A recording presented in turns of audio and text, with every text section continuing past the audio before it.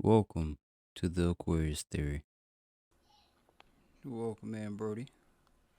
Holiness, Wholeness, brother. wholeness, wholeness. Hopefully, all is well.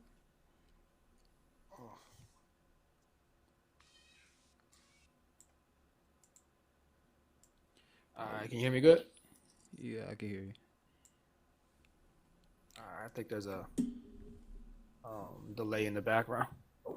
Yeah, it might be my mic. Well, I be having the speaker, y'all voice come through the speaker. So I just have to turn that down a little bit. Got you. Let me You know what's see. crazy? Um, Mercury retrograde essentially starts like overnight, and in Pisces, and uh, JD Vance, I think like 2 hours ago, said they're going to temporarily hold certain amounts of Medicaid funding that's going to the state of Minnesota Mm. to ensure that Minnesota is going to be good stewards of the American people's tax money. And that's that Pisces. Like, I'm gonna tell you this, but in reality, this is what it is. Yeah, Um, facts. yeah. So then, when you look at it, you got Cash Patel, with his Olympic strip, Mm-hmm. I heard using about that. taxpayer money. Then you Mm-hmm. got Christy Nome spending $200 million on private jets during the government shutdown. You got, you know, the whole renaming of the Defense Department, right? That's going to cost like 125 mil. Um, you got the whole thing with funding ICE and then doing healthcare cuts, right? Yeah. So it's funny because I think even Trump, I think Trump wanted $10 billion for a new board. I'm not sure entirely what the board was for, but probably some other kind of BS. But Yeah. uh, so they out here doing, talk about Minnesota. In Minnesota, you already know why they're coming to Minnesota, but Yeah, you already uh, know. Yeah. yeah, The yeah. strikes So and the it's just, protests and yeah, everything. oh yeah. Yeah, So it's fun. it's almost like a repr to try to reprimand them. Like, oh, you're gonna do Mhm. this, so here's your penalty. Yeah. Yes. The one thing I highlighted with that, with the whole Mercury and Pisces transit, one thing I highlighted was that everything isn't as it seems, right? Yeah. And it's Yeah. funny because we mentioned that same topic last month when we did this joint live the first time, right? Mm. Yeah. So it's just I just find it, the timing of everything, the divine timing for sure. I just find the timing impeccable, for sure, because this Mercury retrograde happens tonight. You go ahead and request to join, and I'll bring you up. Welcome in, my good brother. Um, we had this, we got this Mercury retrograde, but it goes direct on the day of the vernal equinox, hours later. Mm-hmm. So it's just like timing can be better suited for sure, for sure. Welcome in, Miss Sean. What's going on? Yeah, that's some funny stuff, man. Yeah, the Mercury Pisces retrograde is definitely going to be this sort of confusion or this sort of denial around reality, right? And then you have this whole State of the Union address yesterday, and I Mm-hmm. swear, like it's like, I mean, it's just in general, but everything that man say is like the opposite. So, um, and then for the U.S., this is like for the us, I should say, right? This is happening in terms of the Sibley chart. It's happening in the fourth, and in terms of the Treaty of Paris chart, which is something I've been really digging into lately, is in the fifth house. So, um, how the nation performs, uh, and Mm-hmm. yeah, this is just, we don't even want to discuss it, right? Yeah. No, what's good, Brody? Welcome in. Welcome in.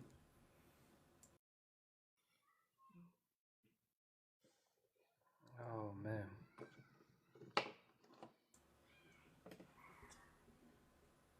Yeah, def some Mercury Pisces stuff going on. And family, I just want to make sure y'all can hear both Lim and Divine Mind. Y'all let me know in the chat. Make sure y'all can hear them. I don't want y'all to miss any of the gems that's being dropped. I know sometimes TikTok be tripping, you know. Volume's good. Yeah. Just want to make Retro sure shade. everything is Gucci before we get started. Hello. Good, Brody. Holding us good, brother. How y'all doing? Excellent, man. Good to see you. Oh, good to hear you. Yeah, I'm good. Good as well. Likewise, man. Hold on.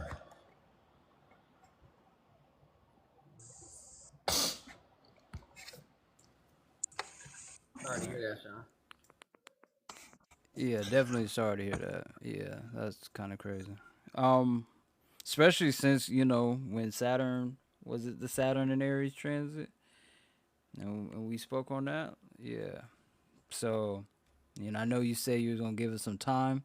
Hopefully, you've given it some time, and there's an understanding. Yeah, moving forward, because yeah, we're glad he's safe or he's well. Yeah, because them car accidents. Yeah, it could always be it's a roll of the dice for sure. Wait, did Sean got in a car accident? No, no, no. Her son. Oh, I'm sorry to hear that. Okay, he's good. Oh, what happened? Yeah. So, welcome in, brothers. Here we are yet again. And I think it's divine timing, truly. Having this live, the live we did last month, um, really good. I kind of want to like start this discussion, just getting y'all's perspective. Because I actually went back, took some notes. Me and Jupiter and Virgo. I went and took some notes and just, revisited some of the things we talked about. And it's a lot. A lot of the shit we said naturally, right? As astrologers, a lot of things we said did come to pass. I think the biggest thing, once we'll get into it, with this Mercury retrograde, Lim highlighted that, part of that Neptune and Aries transit was going to be like a fog being lifted. I can definitely say I see that happening, and I think this Mercury retrograde is like that final piece. Because one thing I've been telling people is that this Mercury retrograde is the first time Mercury will retrograde in Pisces with no Saturn, no Neptune, right? Hmm. So I don't even know if we really remember what that's like. You know what I mean? So this will be the first little shift in that regard.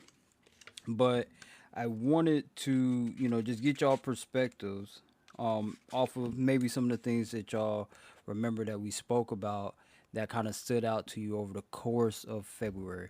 Lim, we'll start with you, and then Divine Mind will go to you right after. Uh, well, for me, it was and I think we touched on this last time, but just these can y'all hear me good? Yeah. Oh, Yeah. okay. But I kind of look at with Saturn, when Saturn was at the apex of Pisces at 29 degrees, and as well as Neptune. And then, the lid on the files blew off. And I look at that as like the clog or the smoke, the fog or the smoke clearing. Because I've been putting emphasis on how, like, we can't go into this new paradigm with old stuff. So therefore, everything has to come from under the surface. Things that we weren't seeing clearly, or we didn't have the full answers to, essentially bubbling up and coming to the surface. And so I kind of look at that situation as us essentially shifting in a new paradigm and a new reality. Um, and then it's just like, even when you get into quantum physics too, it's like energy acts differently when it's being observed versus when it's not. And so now that, like, we've collectively come into this awareness of like what's been exposed, it's like we can no longer, even if everyone were to play naive, we can no longer return to that same state that we were once in with how we were functioning in that world. And so I look at that like with everything coming to the surface, although it's nothing new. That's like symbolism for the old world, for all the things that were essentially swept under the surface for this old world to function. It now has to come to the forefront. And so to me, that was a catalyst, a big catalyst for change and symbology for, endings, which Pisces represents. Gotcha. Excellent, excellent. You go ahead, Matt. Yeah, to tell you the truth, I don't remember a lot of what we talked about. That's just yeah. Um, but I see sort of this um, like I look at everything from a political standpoint. So I look at it like a moral change. Like everyone's morals are starting to really kick in, or be turned against them to a certain extent, or things are being framed as moral, and uh, this is what we were saying, or I was talking about with the whole State of the Union, or with that whole address as well, and uh, I think this is all preparing essentially for what's happening when the North Node goes into Aquarius, and I think that's sort of this big thing that's kind of coming up that I feel like we should definitely touch on, if not today, then another time. Um, but yeah, because um, I was looking back and I was going back to essentially all the times where the North Node was in Aquarius, and you know one of the times was when we had the last Saturn and Neptune conjunction in '89. So, and I'm not sure if you guys know what happened then. Um, that's when we had the whole fall of the Berlin Wall, the end of the Soviet Union. Um, so it ultimately marked, like Len was saying, like an ending to a whole entire power structure and a whole entire worldview. And I believe that with what's happening with Saturn, Neptune, conjunct in Aries is kind of like that same thing, except for, like we were saying before Lem got on here, is that uh, what is being shared as reality um, isn't really reality, and it's sort of trying to be reconstructed into something that it's not.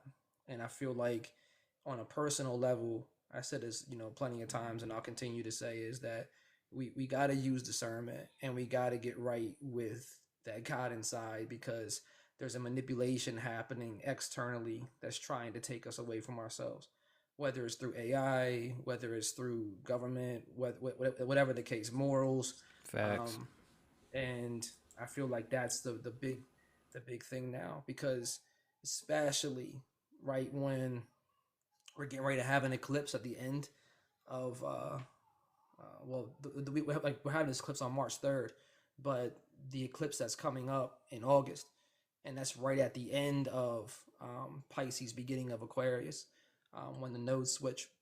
So that's going to be huge. I think I touched on it a little bit before with it being in conjunction with Regulus, and then Regulus also deals with power structures and leaders and leadership, um, and we can already see it kind of being amped up. So what Lem was saying about the files as well, um, once again, like they're being told, like how many times you hear this man say, uh, um, someone will ask him a question. Y'all know who I'm talking about, but they'll ask him a question, and they'll be like, "What do you think about so and so in the files?" I'm like, yeah, I heard about that. Not good. I never was in them. I had nothing to do with him. I had this, like, he's continuously spewing this nonsense in this rhetoric that is false realities, and that's the whole point. Like Neptune moving into Aries, especially, but in conjunction with Saturn, is this dissolution of false narratives and false structures, and but yeah, Nah, that's excellent. what. Yeah, it was a couple things that I noted from the previous live. But y'all definitely hit it on it. Both, the act of, this fog or this sense of fog being lifted, as well as the narratives, right? One of the things in which I remember saying was that, the people that are in position of power, these authoritarian figures, right, that they're going to spin narratives, right, in order or release information to try to limit the civil unrest, right?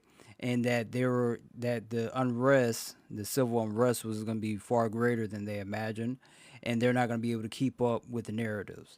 One of the aspects is y'all heard about Trump wanting to release documents on aliens, right? UFOs are real, guys. Hey, it's time to talk about it. It's just like whatever it is to get you off of paying attention. And the reason why we were highlighting that is because back in January or end of February, yeah, end of January, beginning of February is the whole Venezuela going on, and we were saying that a lot of these narratives is like, hey, look over here, focus on this, don't focus on the fact that we trying to get this money right. You feel me? You paying too much attention, like focus on other stuff. And so I just find it interesting that over the course of the month, so much has been revealed to the point now that it's kind of comical, to be honest with you. Mm-hmm. The protests for the military ramp up definitely going on.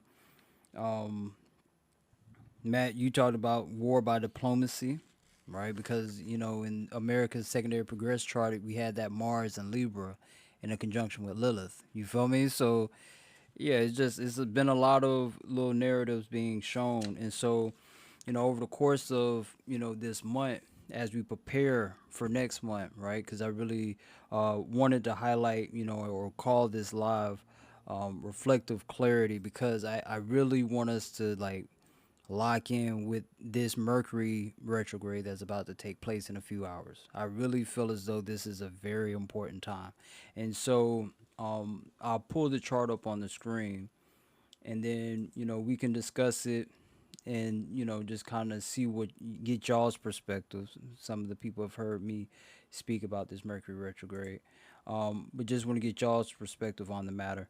This is what the chart looks like. Again, everything is based out of Philadelphia, so this is how it would show up for the U.S. particularly. All right.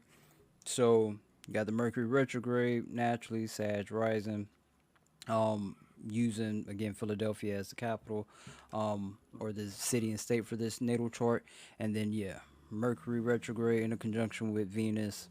So Matt, we'll start with you from your thoughts on this Mercury retrograde, and then we'll go to Lim. Got you. So one thing is, you were talking about the last time that this is the only time where Mercury was retrograde in Pisces without Saturn. And I think that's important too, because the last time that Mercury was retrograde in Pisces um, was 2025, was I think April, was like springtime of April 2025. And that's when the trust in media was already kind of swaying. That was when you started really getting into that confusion around what's authentic and what is manufactured or created, rather, right? And I think that theme is ultimately coming around again. And you're gonna, there's a lot of misleading messages happening right now, and I think that um, it's so funny. Hold on, let me. Um, I think that when you look at it from the U.S.'s perspective, though, because it is happening in the U.S.'s fourth house, right? So there is this confusion around what's really happening inside the country right now, right? There's these sort of emotional narratives that are being pushed about, protecting the homeland, and um, you know, and then I think I said it earlier with the Treaty of Paris chart. You have it in the U.S.'s fifth house, and the this is based off of how the U.S. sort of dramatizes itself globally, and with the whole protecting the homeland and what I was saying before about the progress chart with the Mars and Libra and aspect of it as well. We already see that kind of taking place with the narratives about Iran, right? Hmm. And Facts. that's huge right now. So you have this sort of performative patriotism happening, and Iran is ultimately the big one now. They had a whole bunch of fighter jets just get sent to the country that should not be named. Um, so yes, what the in conjunction with Venus on top of that is really about what the country values and not necessarily what the people value. And when you look at what the country values, it values control, it values power, it values authority. Especially when you have you know the Cheeto Puff, as someone said it, in office right now, who is more so focused on ego and um, Ballrooms. yeah, yeah, ballrooms, and Facts. there was something about getting a makeup room in the Pentagon. There's so much there. uh, so essentially, when you look at that Mercury being in the fourth house and Pisces going retrograde, the story does not match reality. Um, and then people sort of feel uneasy but don't really know why. Uh, and especially if you watch like the news channels and the news cycles and stuff like that. But um, what else is in here right now? Because we got the Saturn Neptune conjunction, which is right on the United States' IC. So you pulled up. Okay, I got you. Well, that's crazy because the U.S.'s IC is at 1 degree of Aries too, and it's in the fifth house, I ain't know which that. is Yeah, I yeah, just it use lies right. Philadelphia as as the location for all these different transits, just so we have, an idea on how it could affect the states. But yeah, having the IC at 1 degree and then this IC showing up at 3 degrees. Yeah, Yeah, it's right there. It fits perfect. Um, then the sun's in conjunction with the North Node right now. Uh, let's see. I think the U.S. is having a Chiron return as well. Um, then Uranus would be Uranus is squaring Mars right now. Ooh, so that's tying into also with Uranus squaring the U.S.'s moon in Aquarius in the third house, with Uranus being in the sixth house in Taurus. What I was saying about J.D. Vance cutting the funding to Medicaid. Um, so that makes perfect sense. And then it happening in Pisces with Mercury going retrograde now too. It's going at 22 degrees as well. 22 degrees is like a um, if the structure is weak, it's going to fall down. It's going to break down. It's almost like a tower degree, but it can be obviously shadowed, right? It can be polar opposite. It can be building this brand new structure that's stable and that's sound, or it can be something that's tearing down. And then once again, uh, the moral aspect of it. Pisces ties into morals. Jupiter's in the eighth house right now, which deals with, to a certain extent, getting funded for war based off of morals and beliefs. Um, but yeah, Um, how I kind of see this Mercury retrograde, um, I look at this as like a review process of like everything since Saturn, essentially with the last time Saturn was in Pisces, but also Neptune, and how like the foundation and everything that was built as far as the foundation of this country since these cycles have started are essentially once again coming to the surface. Hence, that's what Pisces essentially emphasizes. Once we begin to become disillusioned. I think this retrograde is really going to have us process everything that's accumulated up to this point, and we're looking at it through. We're looking over it one last time. You know, because kind of what Matt said. Mercury, well, just Mercury being double detriment in Pisces. It's like people not knowing what to believe, people not knowing what to think, what the truth is versus what isn't. And I think everything with this retrograde it's bringing everything to the crossroads. Um, it's essentially making us reevaluate like everything. And it's it's kind of showing us how, once again, what Matt alluded to earlier, why there's a need for us to go within and kind of seek answers within there, because essentially everything in which this country was built on, especially with like Jupiter being the dispositor in Cancer, everything essentially that this country was built on is now being brought to the light. And we're now starting to realize, like, oh shit, this wasn't what we thought it was. Because we didn't have, the full clear cut perspective of what it is that we're actually involved with when it comes to this country and the foundation of it. And so, which is also highlighted through that Mars square Uranus too.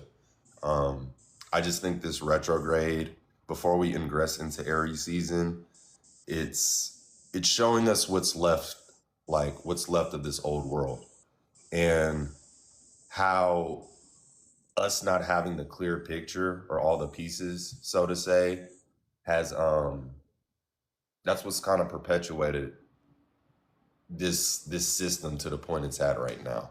But now that it's all in the open, for everybody to take in and for everybody to see, um, it's kind of like having that discernment and taking all this information and then kind of cultivating your own, I would say, personal sense of understanding, because that's essentially what Saturn and Neptune and Aries is putting emphasis on. It's like it's telling us not to trust our eyes and how the eyes can deceive you. Um, but yeah, that's how I interpret it. Facts, facts. Um, I look at it from a similar lens. What I've been telling everybody, because Pisces is the sense of compassion and empathy. But again, number one word we could associate with Pisces is belief. One of the things that I highlighted with this, Mercury retrograde, because of its, conjunction with Venus, is that, what is it that you truly want? Right? What are you hoping to manifest in this lifetime moving forward? And the reason why I think that's so prominent is because, this Mercury Venus conjunction is sextile in the Uranus. So it is that, unexpected change to the foundation that we are familiar and comfortable with. But at the same time, Venus is making a trine to Jupiter. This Mercury is also making a trine. Is, a little outside of the 7 degree orb that I tend to use, but I would still count it. And so you have this aspect where, Jupiter's retrograde is reviewing this sense of, physical and emotional security. The moon is present at the time of this Mercury retrograde, right? The moon will be in Cancer, so that's a good sign. And then it's like, okay, well, a lot of this is based off of our beliefs, right? We believe that we need to, be the country that protects or goes after or, whatever other countries, whatever the case may be. But, it's about what it is that we want, right? What do we want on an individualistic level, but also what it is that we want as a collective, right? In this reimagining phase, because again, having that fog because of the Neptune aspect and then being limited with what we do understand or what we could imagine with the Saturn being there, I think having both of those planets transit into Aries and now we get this Mercury retrograde, I think it's just super important that we do take time to reflect. Because again, if what you're doing isn't going to get you to your ultimate end goal, is it really worth continuing on once we get to March 20th in that vernal equinox, right? The astrological new year. Funny enough, it is the exact day that Mercury goes direct. So I don't find those two circumstances unrelated. You feel me? It's like it's quite literally us reviewing up until the astrological new year begins. Right? So this is the final stage of like, okay, what are we gonna do moving forward and how are we gonna go after the things that we want to desire? Because it starts first in the mind before the body takes the initial action. You feel me? So that's how I'm kind of looking at this Mercury retrograde for sure. Um, Another transit that's going to be very prominent is this Mars and Pisces, right? So we're going to have Mars and Pisces. This is going to take place on March 2nd. I'll pull that chart up real quick so y'all can see that. because we definitely want to talk about that full moon lunar eclipse on March 3rd, which is the day after. So this is what the chart looks like for, Mars going into Pisces. Again, strong Pisces energy, North Node, Sun conjunction, Mercury will be retrograde, Venus will be at 25 degrees, Jupiter still retrograde, the moon will be in Virgo, making an opposition to this Mars. Any thoughts? Let me see. Oh yeah, beautiful. You said with the Mars and Pisces, right? Yeah. That's gonna be It'll be like making a square to Uranus. It'll be making an opposition to the moon, sextiling Chiron in Aries. oh yeah, that's that's like some days the people are gonna get fired up, and then some days the people are gonna be I don't feel like doing nothing. Uh, that Pisces energy be swinging like crazy, and that's on the eclipses too. Uh, wow, and then squaring Uranus. Oh yeah, that's a lot of uncertainty, unsettledness. Um, yeah, I think like to go back to what you were saying a little bit too with what you call it, sort of that Mercury and Venus conjunction though. Uh, it's just beautiful, but not at the same time because when you think about it, when you think about like Mercury in conjunction with Venus and then being retrograde, this is sort of like thinking about people from the past or like bringing up past relationships that were connected to the homeland in terms of the U.S. and then the whole thing with Iran. But because I was thinking about that when you were talking about it, I was like, oh yeah, that's crazy.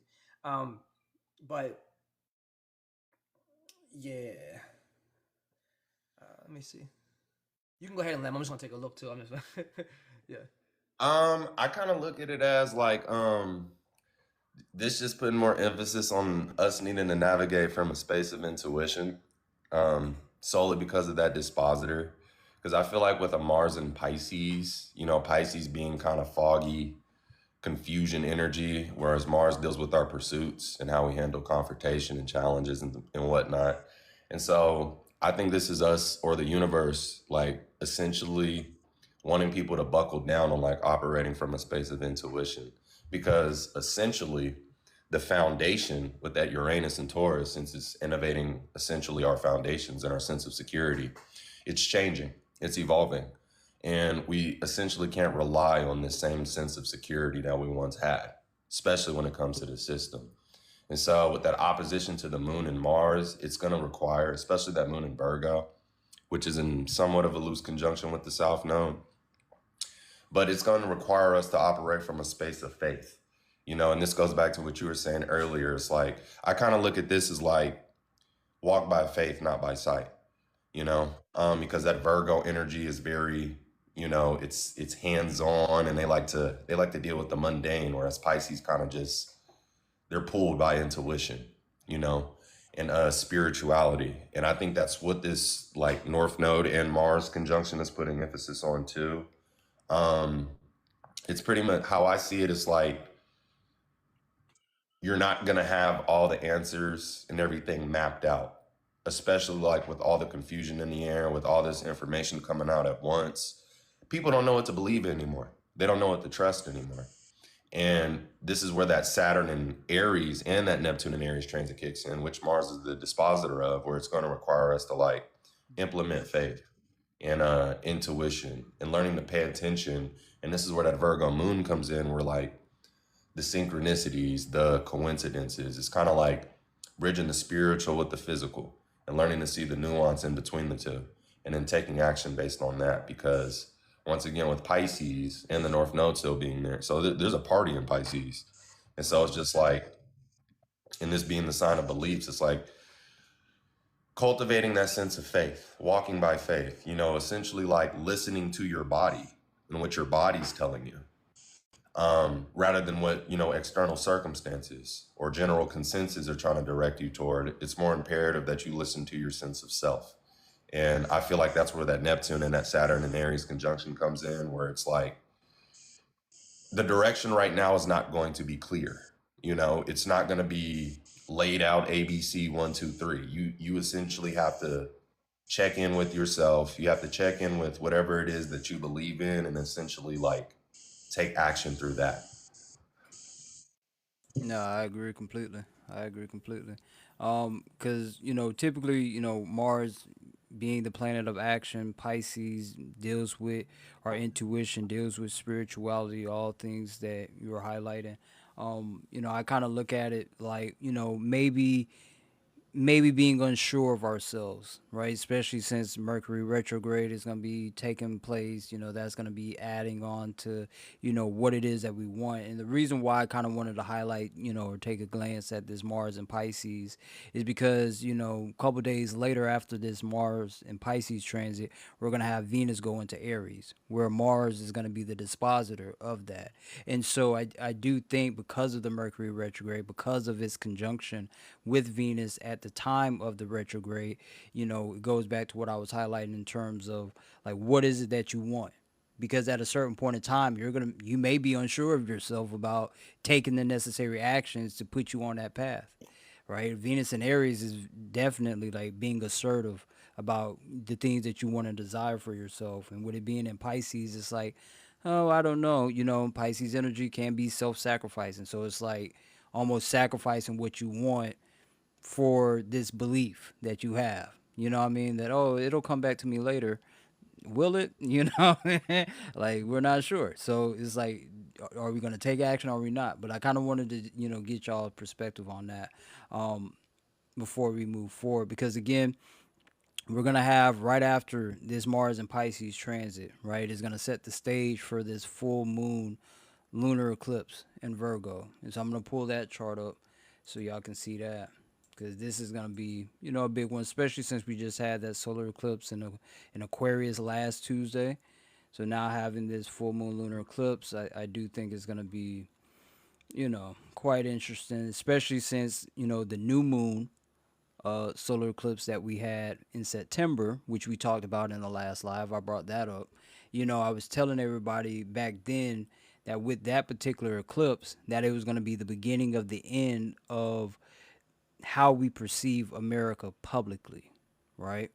And Lord and behold, that's exactly what started taking shape, right? And so now we're at the juncture, with the full moon eclipse in Virgo, which is still in America's 10th house.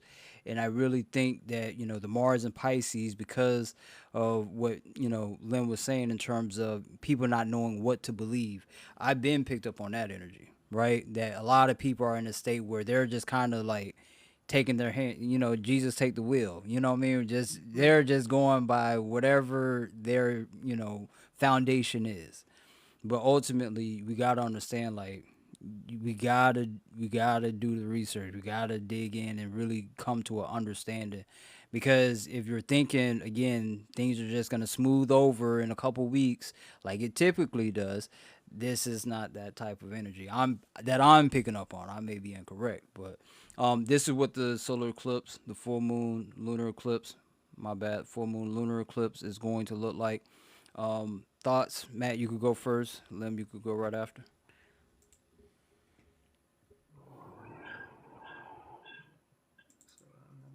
So,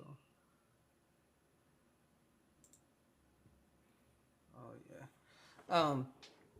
When you look at it like you're trying to get away from, to a certain extent, certain habits, certain ways of thinking, certain ways of doing things, um, and definitely setting boundaries. Because well, I'm looking at it from this perspective too. Because when you look at it from, once again, this is happening in the U.S.'s 10th house, um, and this is all dealing with the U.S. going back and playing the same roles it always plays in terms of, authority and being the authority in the world and all kinds of stuff. But I feel like you really got to learn how to manage your time around this time for sure, with this eclipse. And um, hold on, y'all. Hold on. Go ahead, Lim. I'm glad. Okay. Um What I see with this eclipse, man, I think this is going to, in some capacity, force people to let go, especially with that conjunction to the South Node. It's going to force us to kind of innovate and change our habits. You know, what it is that we like, how we go about our day to day, how we reinforce ourselves, our desires, our future through our actions. Because, like I've been putting emphasis on, it's like we can't approach life the same anymore. As much as like it may hurt us, as much as it may suck, um, we essentially can't approach things the way we've approached them essentially since all of these previous cycles. It's like our old way of doing things is over. Our old ways of like functioning as a society on a day-to-day basis is over. Like we will never, kind of like what you were saying earlier, Blitz, like you not seeing this as a short-term thing, and hell no, it's not. It's over. So that old world is gone, y'all. It's never returning. Um, Collectively, like I said, with quantum physics, which you know Pluto and Aquarius puts emphasis on that. Um, Energy acts differently when it's being observed versus when it isn't. And so Facts. now that collectively we are all consciously aware of all the shit going on in the world, we naturally are not going to respond to it the same. We're not going to deal with it the same. It's like, and then what else is going on? Well, yeah, and then Mercury being the dispositor of this full moon, while it's retrograde. And so conjunct Venus. And so I look at this as like, you know, essentially our sense of security is changing and how we go about obtaining that security is changing. You know, the things that once made you feel secure are essentially evolving, they're shifting. So it's no longer going to be a credit score or whether or not I got enough money saved for the week. It's like, nigga, do you have enough spiritual energy and wherewithal? You know, because once again, with Uranus being in Taurus, it's innovating our sense of value, it's innovating our sense of security. And then naturally, with Taurus being the second Earth sign to, or Virgo being the second Earth sign to Taurus, it's like the way in which we go about obtaining this structure and this sense of security is essentially going to be completely different. It's really going to be more so personal, you know, and that's where that Saturn and Aries kicks in once again, where it's just like it's having the ability to trust and act on our own sense of like awareness, our own understanding, because we can no longer take the general consensus like we have been doing and taking that for face value as factual or truth. Because as we've seen, you know, a lot of us have been labeled conspiracy theorists and Facts. crazy, and we don't know what we're talking about. And so, but now as we can see, it's just like the people who actually stuck to their wits and actually trusted their intuition, they're reaping the rewards of that, whether it's in a literal sense or a metaphorical sense. And I think just with that Virgo moon, especially with it being an eclipse, and so because the full moon represents things that are shedding, things that are letting go. And so with this full moon conjuncting the South Node, with the dispositor of that being that Mercury retrograde conjunct Venus, it's like our sense of security is changing and how we go about obtaining that security, through our habits, through our behaviors, you know, it's essentially evolving. And so I look at it as, and I've been telling people this a lot, like, don't let the metric of your sense of security be based on things externally. So let's say, like, physically, your pantry is empty. Thank you for the gifts, brother. You've been going crazy. But let's say your pantry empty or something.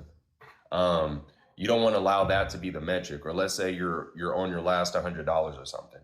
It's like that essentially can be the metric in which your sense of value stems from. Facts. It has to come from a space that's essentially intangible. And because now we're moving into this phase, how I see it, where the inner is shaping the outer. We've been kind of living in this world that allows you to spiritually bypass.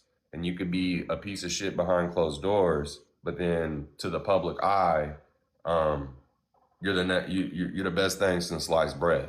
Whereas like now, what's going on with you internally is essentially going to take form externally. And this is what Saturn in Aries is putting emphasis on while it's still in conjunction with Neptune. It's like, and then there's once again the dispositor of all these Pisces transits being that Jupiter in Cancer. You know, and Cancer is the sign that deals with forming and cultivating essentially a barrier around what's internal for protection. And so it's like it's really be prepared, as scary as it might sound, but it's not, because we've all kind of been doing it in a sense. Just be prepared to like let go of everything physical that your sense of security relies on. You know, it's like learn to shift that more so internally. That's why with the South Node, emphasizing like what it is that we need to let go or what it is that's decreasing in Virgo with the moon being there, you know, the mundane, the physical. And so it's like allowing your once again your sense of security to come from a space within yourself. And also even with well no, Lilith ain't in the mix. Well, yes, she is. She's making a slight T square. She's making a slight T square with the sun and the moon.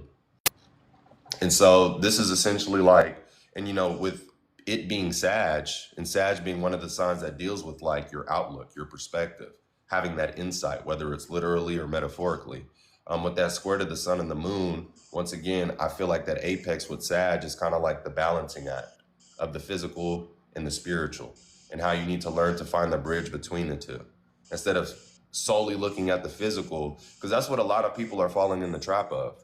That's essentially why they're being shocked with this information now, because it's essentially looking at things from face value when there's a need to see like the nuance and the spiritual aspect of things and how that's kind of giving agency to what we're experiencing physically. I hope I didn't Absolutely. talk y'all's head off. Nah, hey, you speaking facts. You speaking facts, cause that's what it is. South node is decrease, right? And this is a south node full moon lunar eclipse, right? BK was asking him, could you speak on the divine feminine, any effects related to that? I can, go for it, but you was on a roll, so I'm gonna let you go ahead and continue to cook up, and I'll just follow through. Um, as far as the divine feminine, because that's essentially what we're going back to is the matriarch. And when I say that, I don't mean like, you know, men wearing dog collars and women walking us and shit. The facts, like we need some clarity. But yeah, it's like the divine feminine is returning. That's essentially what this world was built on. It wasn't built on no. I mean, the masculinity contributed, but at the same time, it's like the feminine is the blueprint. It's the principle. And this is why I was saying like more so with the physical aspect of things, which represents the masculine, while we need to shift more to the internal or the feminine. Because that's essentially, it's like there's no longer this luxury of being in a different space energetically and then wanting that to translate to your physical reality. You know, once again, if the inner doesn't match the outer, then there's essentially going to be this disconnect. And this is why, like, even with all this stuff coming out today, as far as the news, you cannot take it for face value. You got to look at it with a more deeper lens. And so, which the feminine is essentially going to have us do that. You know, this is like, it's like the feminine is emerging. Once again, it's emerging, and this is essentially why the world is on fire, why the world is in flames. You know, the feminine is emerging, and the Facts. only way to move forward with masculinity is through the foundation of the feminine. You know, which is intuitive, which is spiritual, which is listening to the body. You know, masculinity is the actions based on what we've received from the feminine. And so, just as far as the feminine aspect of it, and that's why Saturn is debilitated right now in Aries until 2028, because Aries wants to go, go, go. You know, it's ruled by the masculine planet Mars, but then Saturn is saying, wait, we need to slow down. We can't just go in, we just can't jump head first into things, because once again, you may desire something, you may see what it is that you want to go after, but there may be other hidden factors or nuanced factors contributing to the situation. And this is why with Saturn being in conjunction with Neptune in Aries, does it need to be a little bit more intuitive with how it is that we go toward our desires. And so with this full moon in Virgo is putting emphasis on it. I look at it as like it's just giving less agency to the physical, although the physical is required, and it's not to say it's not as important, but we got to remember where all this shit stems from and where it all comes from, and that's the primordial waters, which Pisces represents, and we've kind of as a society disconnected from that, and we just said, oh well, Mother Earth, Mother Nature, I fucks with you, but we good on you right now. I'm gonna go do my own little human thing. To hell with spirituality. To hell with intuition. We got bills to pay. And intuition don't pay the bills. Or does it? And so, but that's the thing though. It's like we have to operate from we have to have this inner congressional meeting with ourselves or our higher selves on a spiritual level before we actually like start to delineate what's going on physically, you know? Yeah, and and I would second everything. You going crazy right now. You trying to go for 30 right now, my guy. Yeah. I, Appreciate you, my boy. yeah.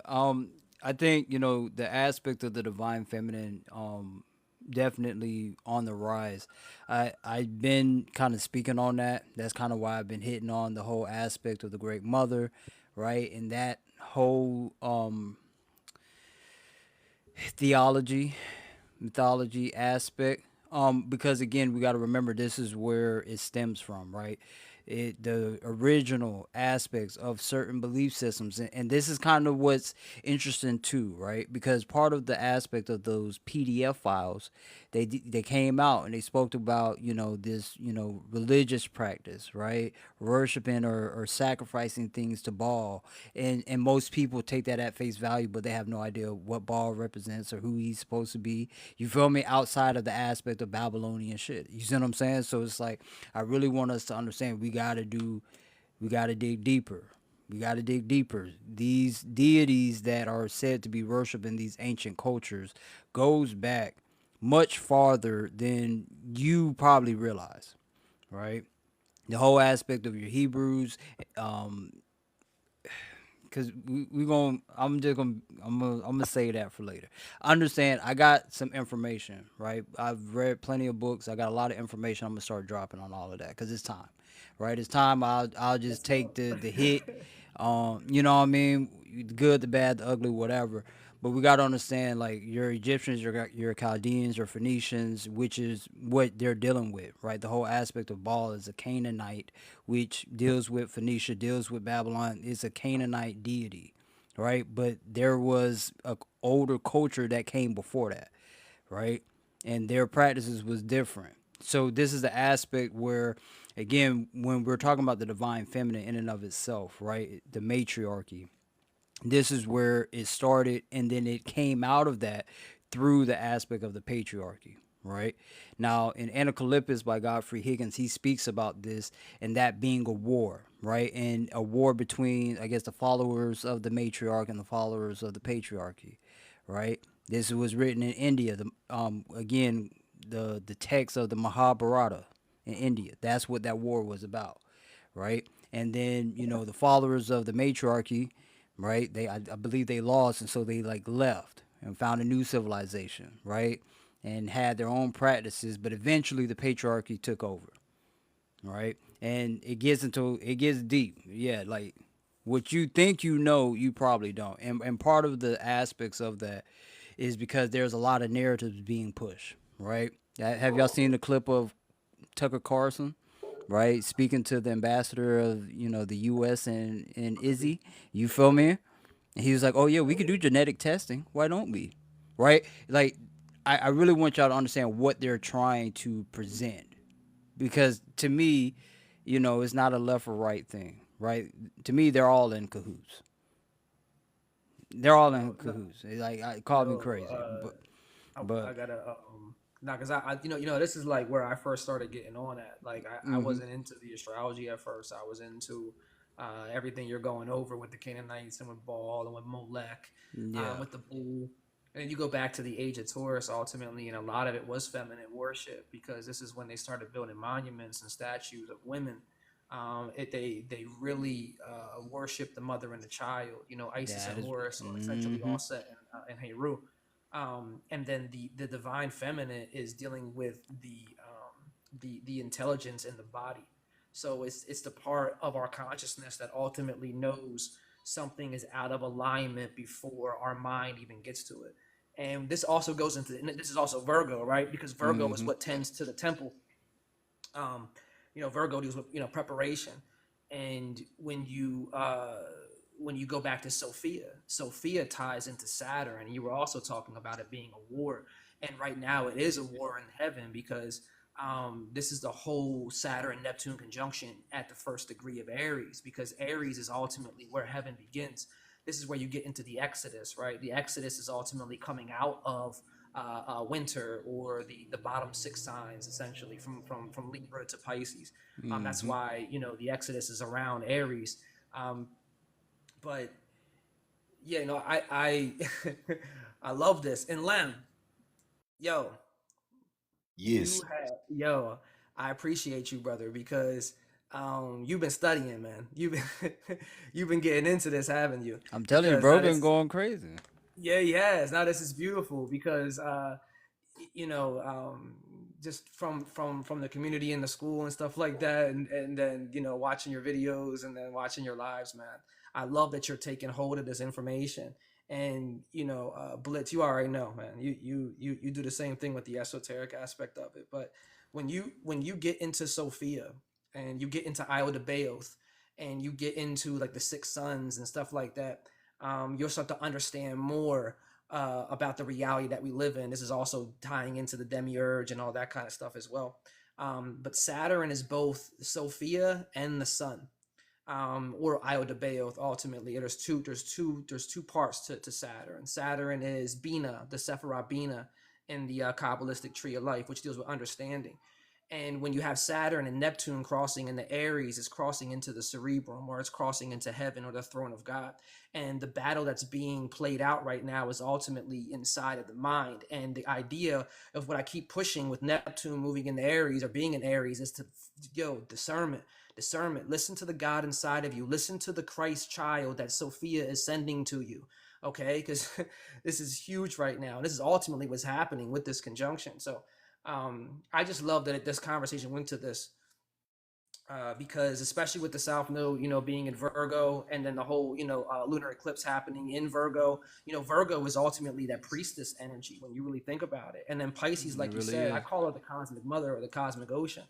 The one who feels everything, right? So when you put that together in terms of the collective, or depending on where you have,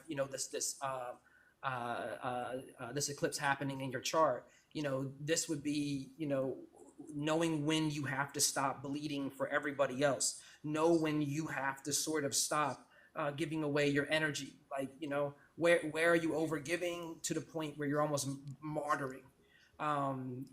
Where are you giving care to the point where you're literally erasing yourself, right? It's okay to have compassion. It's okay to give love. And this is ultimately what they're feeding off of as well when you look at it, because this ties into like what's happening with the PDF files. This is psychological war. And this is why I keep saying this. Like, they're dumping all this information onto us on purpose. This is purposely, strategically done. It's done during a Jupiter in Cancer on top of the U.S.'s Mercury. It's done while it's in the eighth house. And remember that Jupiter is the U.S.'s chart ruler. So the focus, like the focus point, right? The focus point is in the house that is hidden, on top of Mercury, which is leaks and messages and emails and memos and all that kind of stuff, which then disposits back to the moon in the third house for the U.S., which is now being squared by Uranus. This is strategic. This is mental, like I said, mental and psychological warfare. And they're wanting, especially us, to get disassociated with who we are on the inside. This is why I keep repeating over and over again, find the God inside, find the Christ within, seek it out, learn who you are and don't get it from external sources. And that's the other opposite side of Saturn, which is Io de Baoth, which ultimately wants to come and rule you through the material world. So you have the primordial waters of the cosmic ocean in conjunction with Sophia and Io de Baoth playing this war inside of your mind, getting you to battle between what's good and what's evil by you pretty much being, bombarded with information that is getting you to test your morals, getting you to test who you are and who you politically identify with. Because this is where, like I think you said it earlier, there's no left, there's no right, there's none of that shit. That does not exist. That is a Facts. figment of our imagination. Yeah. And when it's a much deeper war than this. And that's what I was saying about when you go back to all the times where the North Node went into Aquarius, like the North Node going into Aquarius, it's happening right now. Like when you look at the one of the last times you had Obama getting elected, you had the financial collapse, and that was dealing with the savior, right? Who came in and saved, right? Because you had the whole Bush, that whole catastrophe happening right there anyway. Facts. And then they sent somebody in to take over your mind, take over your. It's all strategic. And that's why, once again, Trump came right after Obama in the next election to rile up that base that they have in terms of, your people that are more prejudiced or racist or want to get back to the originality of the country that, what it was founded on. And now here we are again, almost when the North Node goes into Aquarius, needing to seek out some sort of savior, and it's not going to happen. The savior is you are the savior. You have to seek out the savior within yourself. And this is why the divine feminine is so strong right now, because that's what it's about, literally finding that intelligence inside of your body and communicating with it to the point where you know who you are. And this eclipse is huge with that as well. So I'm happy that y'all went to this divine feminine, bro, because that's like right now, that's exactly what it is. It's a war in heaven, and the mother, our mother, our creator mother, is literally sending her child again and going, "Hey, bruh, you gonna listen to him this time, or are you gonna crucify him? What's up?" Right. Yeah. Facts. Facts. Nah, I appreciate y'all both. And y'all, extensive knowledge, because it's really important. Like, again, you gotta know who you are. Know thyself. That is the key. Know thyself. And so we gotta tap into the internal aspect, because again, when we're looking at, even from the lens of Pisces and Virgo, sister signs, they're both feminine energy, right? And so we're wrapping up these eclipses before they, change into Leo and Aquarius. But ultimately, while again there is this, spiritual warfare, mental warfare going on, because again, we got to keep things in context, and that's the beauty of Virgo, right? And again, I got a Jupiter in Virgo, so maybe I'm a little biased, but I will say, it's the context that matters, family. They had these goddamn files since '06. It's Right. 2026, and they're just now deciding to release it, and then bullshit you, be releasing it by redacting so much information. Like, come on, stop playing with us. You feel me? Like, stop playing. So we have to look at things from a higher perspective, and that's the aspect of what's really going on and the difference that I'm seeing in people. There are some people who simply don't want to engage in higher thoughts, higher forms of knowledge and understanding, and that's cool. You feel me? If your comfort in your little square, whatever that is, cool, right? But for the majority of us who understand that we want different, we have to do different. That was the whole purpose of that solar eclipse last week. We got to be strategic. We got to start looking at things different. We actually got to start analyzing what's being presented before us and stop just taking it because somebody in a certain title says that this is what it is, because it's not. And this goes far from just politics. This could be education, religion, finances, whatever the case may be. Look at it deeper than, just the surface level. And that's what Lim was talking about. And So, then not to mention in those files, he was like into metaphysics and astrology. Like that was facts. mentioned in the files. So it's like, and that's why I'm appreciative for y'all too, man. Cause just like just having people and then everybody in the chat too just has this open, this open mind when it comes to this stuff. Um, because in a way, all of what you described is what we've been doing in a sense. At least the people who aren't new to this journey. Essentially just using our faith, using our intuition, essentially going against the grain of societal norms, but the feminine aspect is huge. And like for those who don't know, like that's what my name means, like Lemuel, Lemuria. I don't know if y'all are familiar with Lemuria, but that was a matriarchy. Um, and Lemuria is actually what gave birth to Atlantis. That's the civilization that taught Atlantis, what the ins and outs of crystal technology that eventually led them to sinking themselves. Due to Atlantis being more so of the masculine aspect or the scientifical approach or the logical approach, whereas Lemuria was more of a matriarchal civilization. It's what they would call the Garden of Eden, or the Island of Mu, where it was matriarchal in nature, it was feminine in nature. We had women oracles, we had priestesses that were revered just as much as preachers or the masculine counterparts of that.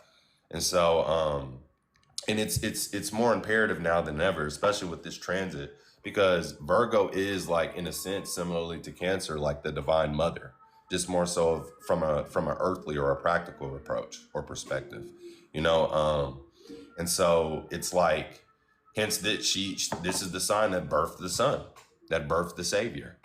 And so I feel like this is what this eclipse is putting emphasis on. This is why this system, this patriarchal system, is collapsing. It's because the feminine energy, or the fifth dimensional energy, or the spiritual energy, that's ascending, that's rising.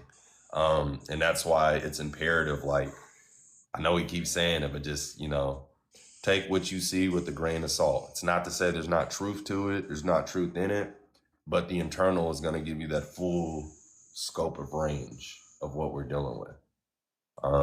Facts. Because I was gonna say, even from that perspective, America's, has Saturn in Libra, and they're, based off the Sibley chart, and with Saturn being in Aries in opposition, it's like, where's the rules? Where's the guidelines? Where's the standard? You feel me?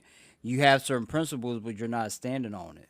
Like, it's a whole lot we can get into, for sure. And so, as Lynn was saying, family, it's really important that you cultivate that internal aspect of self, right? Lynn and Matt both, right? We gotta cultivate that internal, because that is your inner guide, right? That is your intuition. We gotta cultivate that. Even, for the divine feminine out there in the chat, listening to this live right now, it's time for us to rise up. It's time for y'all to come up, and to really take y'all place, because again, a culture, a civilization is based off this women, point blank period.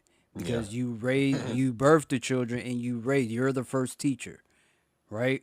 So a civilization can go no further than the women in that civilization. And so if we understand that, and we want better for our country, we got to do better, right? And that starts with us, as men, providing and doing better on our part for the women. But again, it's holding up, stronger standards as well, right? Because again, women have to hold women accountable. As a man, that is not my lane. You feel me? I can only say my part, Right. you know what I mean? But women are going to have to hold other women accountable. That is going to be for sure important, right? Moving forward. Yeah. So, oh, go ahead. I was just gonna say, yeah, the baton is is being passed. It's being oops, but yeah, it's being passed to the women. It's not to say that men still won't, have their responsibilities and their roles of leadership, but it starts with y'all, um, you know, and just just the feminine energy in itself, which y'all are the embodiment of. And so, but even from a masculine side, or just from a man's perspective, we also have an inner woman. Like I joke about all the time, like I got I got an inner woman that, gets upset. She needs things and stuff like that. But we as men have inner feminines. We have inner women too. And and that's where a lot of this deprogramming is gonna need to take place, especially, and this is where that Chiron in Aries also takes suit to, where it's been like kind of kicking men in their ass, because this is why you kind of see these societal shifts where it's just like that role of how the patriarchy describes men to be. They're not satisfied with that role. They're not satisfied with it. They're not happy with it. But on a deeper level, that's more so them not honoring or connecting with that feminine part of themselves. The earth is shifting to a fifth dimensional frequency. That is feminine in nature. That is right brain in nature. And so which the reptilians, or whatever you want to refer to them as, they don't have access to this realm. They have access to the fourth dimension, which is the mental plane. And this is why they have to warp your mind. This is why they have the name government, because they don't have accessibility to that fifth dimensional realm. So therefore they have to manipulate your mind, which would ultimately lead to your feelings being manipulated as well. And so, but this is why, as men, or just even women who are struggling with the feminine energy, because it can be complex sometimes, is we have to integrate that side of ourselves. There's no way around it. There's no way around it. And Because so, when you're first born, when you're in your mom's stomach, essentially the first part of you that gets created, or your first part of your brain that gets created, is your reptilian brain. They're getting you from the root. They're getting you from the fight or flight, and they're this is why right now, once again, it's so imperative that we know who we are, and we study that as much as we possibly can. Because when you touch on like reptilians, that's like you know they come for that part of our brain to get us to react instead of feel, or get us to react instead of actually go inside of ourselves and go, is this right, is this real, is this Yeah, this, is this being that? And proactive that's why instead they, of reactive. yeah, they Mm. program us essentially from the time we're born. And this is where you start getting into the Rockefeller educational system. And public schools, they want you to stand in line, they want you to raise your hand to speak, they want you to ultimately learn a curriculum that is programming that reptilian brain to a certain extent. um, and you know a nation of workers and not thinkers. Yes, absolutely, because Facts. that's the idea of it. Hmm. um, and they, like I said, they get you right from the jump street. And that's why when you look at Aries and Libra, right, Aries and Libra is dealing with your adrenals and your adrenaline. And Aries and Libra, Aries is like the first part, when you think about it, is the first part of your brain that gets created as well. That Aries Taurus connection, or your cerebrum, your cerebellum, your pineal, your pituitary, your conscious and subconscious, right? Your left and right hemisphere. Um, but they try to get you from the jump, and they program you through your mom. And one of the things that's also happening is, especially over the last probably few hundred years, is that it's the over masculinization of the feminine energy in general. So when you go back to like the 80s, especially when crack took over, but in reality, ever since the end of slavery, and then also ever since the writing of the civil rights, they've been trying to force the masculine out of the home, so that way they can over masculinize the women. And then Facts. when you do that, you reprogram the brain. And this is why we have, when you look at music, especially music, Hmm.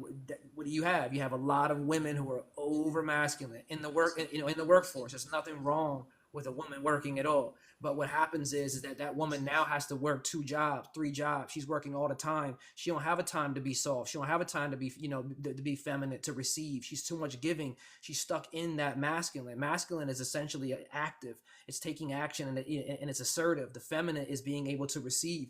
I think someone was asking about what the divine feminine is, and that's ultimately what it is. It's nurturing. It's nurturing. It's sensitivity, but also having self-respect. It's nurturing without giving yourself away completely, right? It's you having emotional intelligence. It's hard to have that when your mind is going fucking chaotic here. So uh, yeah, they've been doing this for a long time, and I feel like you said, Lem, it's all switching. the matrix, so to say. And I love what you said too, Blitz, when you were talking about the mother and everything originating from the mother. Well, the mother also comes from the word mem, and mem deals with water, and water deals with memory, right? So you get Mm-hmm. memory, mom, mother. It all ties into the same thing. So everything, once again, is coming from that primordial water or the cosmic ocean, so to say, or the waters of noon, or the waters of new.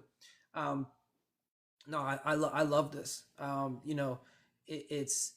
Divine feminine is not, you don't got to become soft. You don't got to become like, think about it like divine feminine is having emotional intelligence and also having a spine, right? Mhm. It's about becoming available to that inner life inside of you without abandoning who you are on the outside.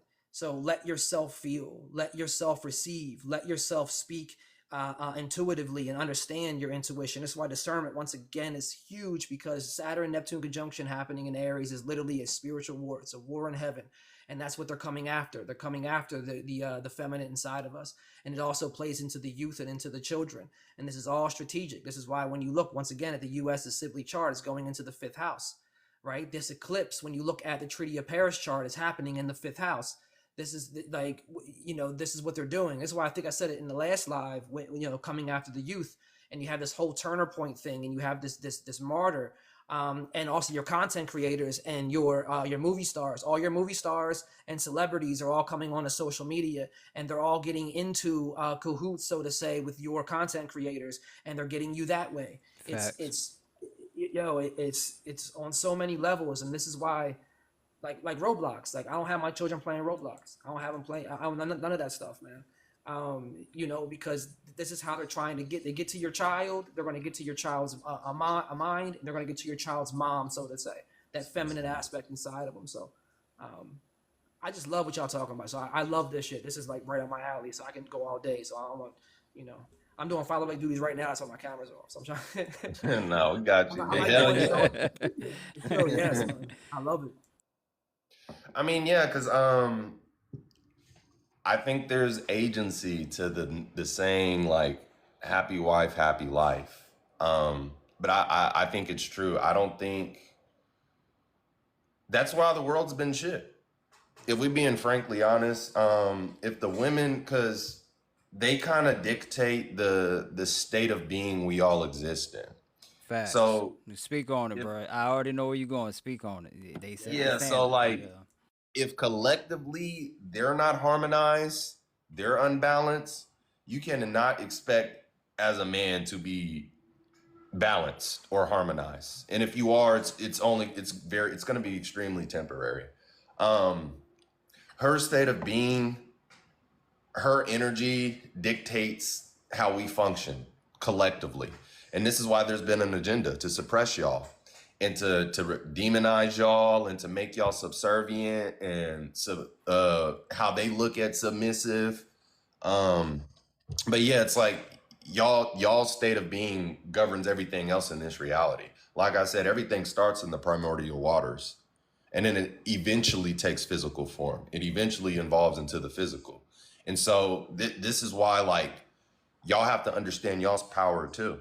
You know, y'all have to understand it. Like don't allow the system once again to be the metric on how y'all gauge yourselves. Because y'all are needed. Y'all are Yes. needed. We can know all of this stuff, front, back, center, but what use of it if y'all aren't energetically aligned? We need y'all as much as the patriarchy says y'all need us. Like, no, we need y'all. I mean, we need each other. Don't get it twisted. We need each other, but y'all need to be like right. Y'all need to be like balanced. Like it's necessary because that's going to dictate how everything else unfolds. And Yep. so, And that's That's what I was essentially saying what I earlier was too about to get on. about the. Oh, go ahead. Oh, what's up? No, no, go ahead. Go ahead. I was gonna say, like, I was going back to the end of slavery and in the '60s. When you really think about this, this was ultimately ever since the taking over, when the energy switched. So I was saying earlier about the age of Taurus, and this is when we started making monuments for women with statues, and this is why we have the Capitol building, and it looks like bosoms, right? That's why we have the Washington obelisk or the Washington Monument. It looks like an obelisk or a phallic, right? This is when you really paid attention to. Um, external symbols ultimately reflecting internal properties or feminine, masculine aspects of things. But when you switch out of Taurus, you went into the age of Aries, and then the age of Aries is when you got into the monotheistic religion, the one God. In Egypt it was Akhenaten. But after that, it started going into a Pisces, and this is where the feminine really kicked in. But what they did is they sacrificed the feminine. So that's why when you have Jesus on the cross, in terms of symbolism, right? This is the sacrificing of the feminine. And then when you look at the way it's switched over, this is where you have the Facts. whole Constantine. This is when you have, going back to 320, 325, I believe, AD, when you had the whole Council of Nicaea, and you had the whole taking over of Christianity, which ultimately perpetuated masculine patriarchal energy. And then this was the demonization of women in general, not just women physically, but women or feminine energy inside of us. So Hmm. this is when you think about in the 13, 14, 15, 1600s when they were literally burning witches. Think about in the whole Dark Ages when the whole this wisdom essentially went underground and went away. They've been plotting and planning this for thousands of years. And then when you think about right now, we're at that sort of precipice. We're at that climax where we're like, all right, bro, we ain't doing this no more. We're not we're not doing this no more. So I want to just emphasize that although it is switching, this is like Lem said, like we need the balance. We need this switch, especially with feminine energy, and because it's going to take a long time. This is an energetic war. This is reincarnation kind of issues here. This is not something that's going to be fixed over the next 20, 30 years. Now internally with us it is. Don't get me wrong, but at the same time, this is something that's been playing out for thousands and thousands of years. Um, Essentially, since, like I said, I would take it back all the way until when the Greeks came into Alexandria and Egypt and took over. You're looking at probably late BC into early AD, and this is when it really took off. So yeah, this is kind of what I'm saying. Like it's there is this switch that has to happen. There is this balance that needs to be taking place. But ultimately, this is a long fight. And this is why they're so essentially, you could say they're worried or they're paranoid to a certain extent, because they're doing things last minute. All these wars and especially what's happening with this president here now. Um, but yeah, I'm just No, shaking in their boots. yeah, absolutely. Because what I was gonna get at is the aspect of the balance. Again, we could. It's a balancing, for both the male and the female. And to kind of follow up what both of y'all were saying, in the aspect of the Christianity, you know, Matt is absolutely correct, right? They did attack the feminine, right? In a Piscean age, which is feminine energy in and of itself, they attack the feminine. And you know this because in Christianity, you have the Father, the Son, and the Holy Spirit. That Holy Spirit is the aspect of the mother. Facts. And I'll challenge anybody on that. You feel me? So you got to understand that is what that represents, the Holy Spirit. Because the Trinity is the aspect of the family, the nuclear family, mother, father, child. That's what it comes down to. And so we got to understand, you got to look deeper into the aspect of what this Trinity or what this deeper knowledge is about. Because you go into all of these different cultures, all these different civilizations, the names change, but the principle does not, right? This is how you can, tether and tie different pieces of the story because different cultures carry a different piece of the story itself, right? And so for us as men, we understand that yeah, there's a lot of work we got to do on our end, right? But we go as the women go. Y'all set the standard or what is acceptable, what's allowed. Y'all are the first teachers again because you're the mothers, right? You birth life here, right? And then you are the ones really, hands on with the kids. For us as men, we're supposed to be what providing and protecting, right? That whole aspect. And so when Matt is talking about, the whole aspect of, the factories and stuff getting shut down in the 70s, then you introduce crack in the 80s, and then you implement these social programs that promote keeping the father out of the home. Why do you think that is? Right? That is for a reason. You take a man from his family, he can't provide or protect. What purpose is you giving a man? Right. Mhm. It's So fun. it's systematic, family. Go ahead. Yeah. We come out we come out the womb, and then we spend our lives trying to go back to Trying to get back to it. But I want to say this Fact. though. Yo, I want to say this real quick because this also ties into the color aspect of it. There's a big thing here, not only with the feminine and masculine energy, but also with the light and the dark. There's a reason why they get us to hate our shadows. There's a reason why they get us to focus on external things to get away from our darkness. Because when you look at feminine energy is black. It is dark. It is receptive. Masculine. This is why there's something that I always used to say back in the day when I started doing this was that black woman is God and then white man is Lord, right? That's why back in the in the 13 1400 it's the year of my Lord, my Lord, like kaite la boca way, right? But what it really is that it's Yeah. the black woman is God because God is generative, operative, solution. It's a cycle. It's cyclical, right? The Lord aspect of it is action. Who's the one that's making all the rules and imposing the motherfuckers? That's so white man, right? White man, Mm. black woman. So what do? They shun people of color. They push down the black woman, and this is what they've done. Like I said, you can go to slavery even before this. Um, and they've been suppressed. Even dark ages, you go back, they're suppressing the information, they're suppressing the wisdom Hmm. also ties into this because the wisdom comes from understanding. The understanding is also feminine. That's what I was saying before about Saturn being Bina and Bina being understanding, and then Bina and Saturn both being Sophia, and it ties into the mother. So no, yes, man, like this is why when you like I said, burning witches,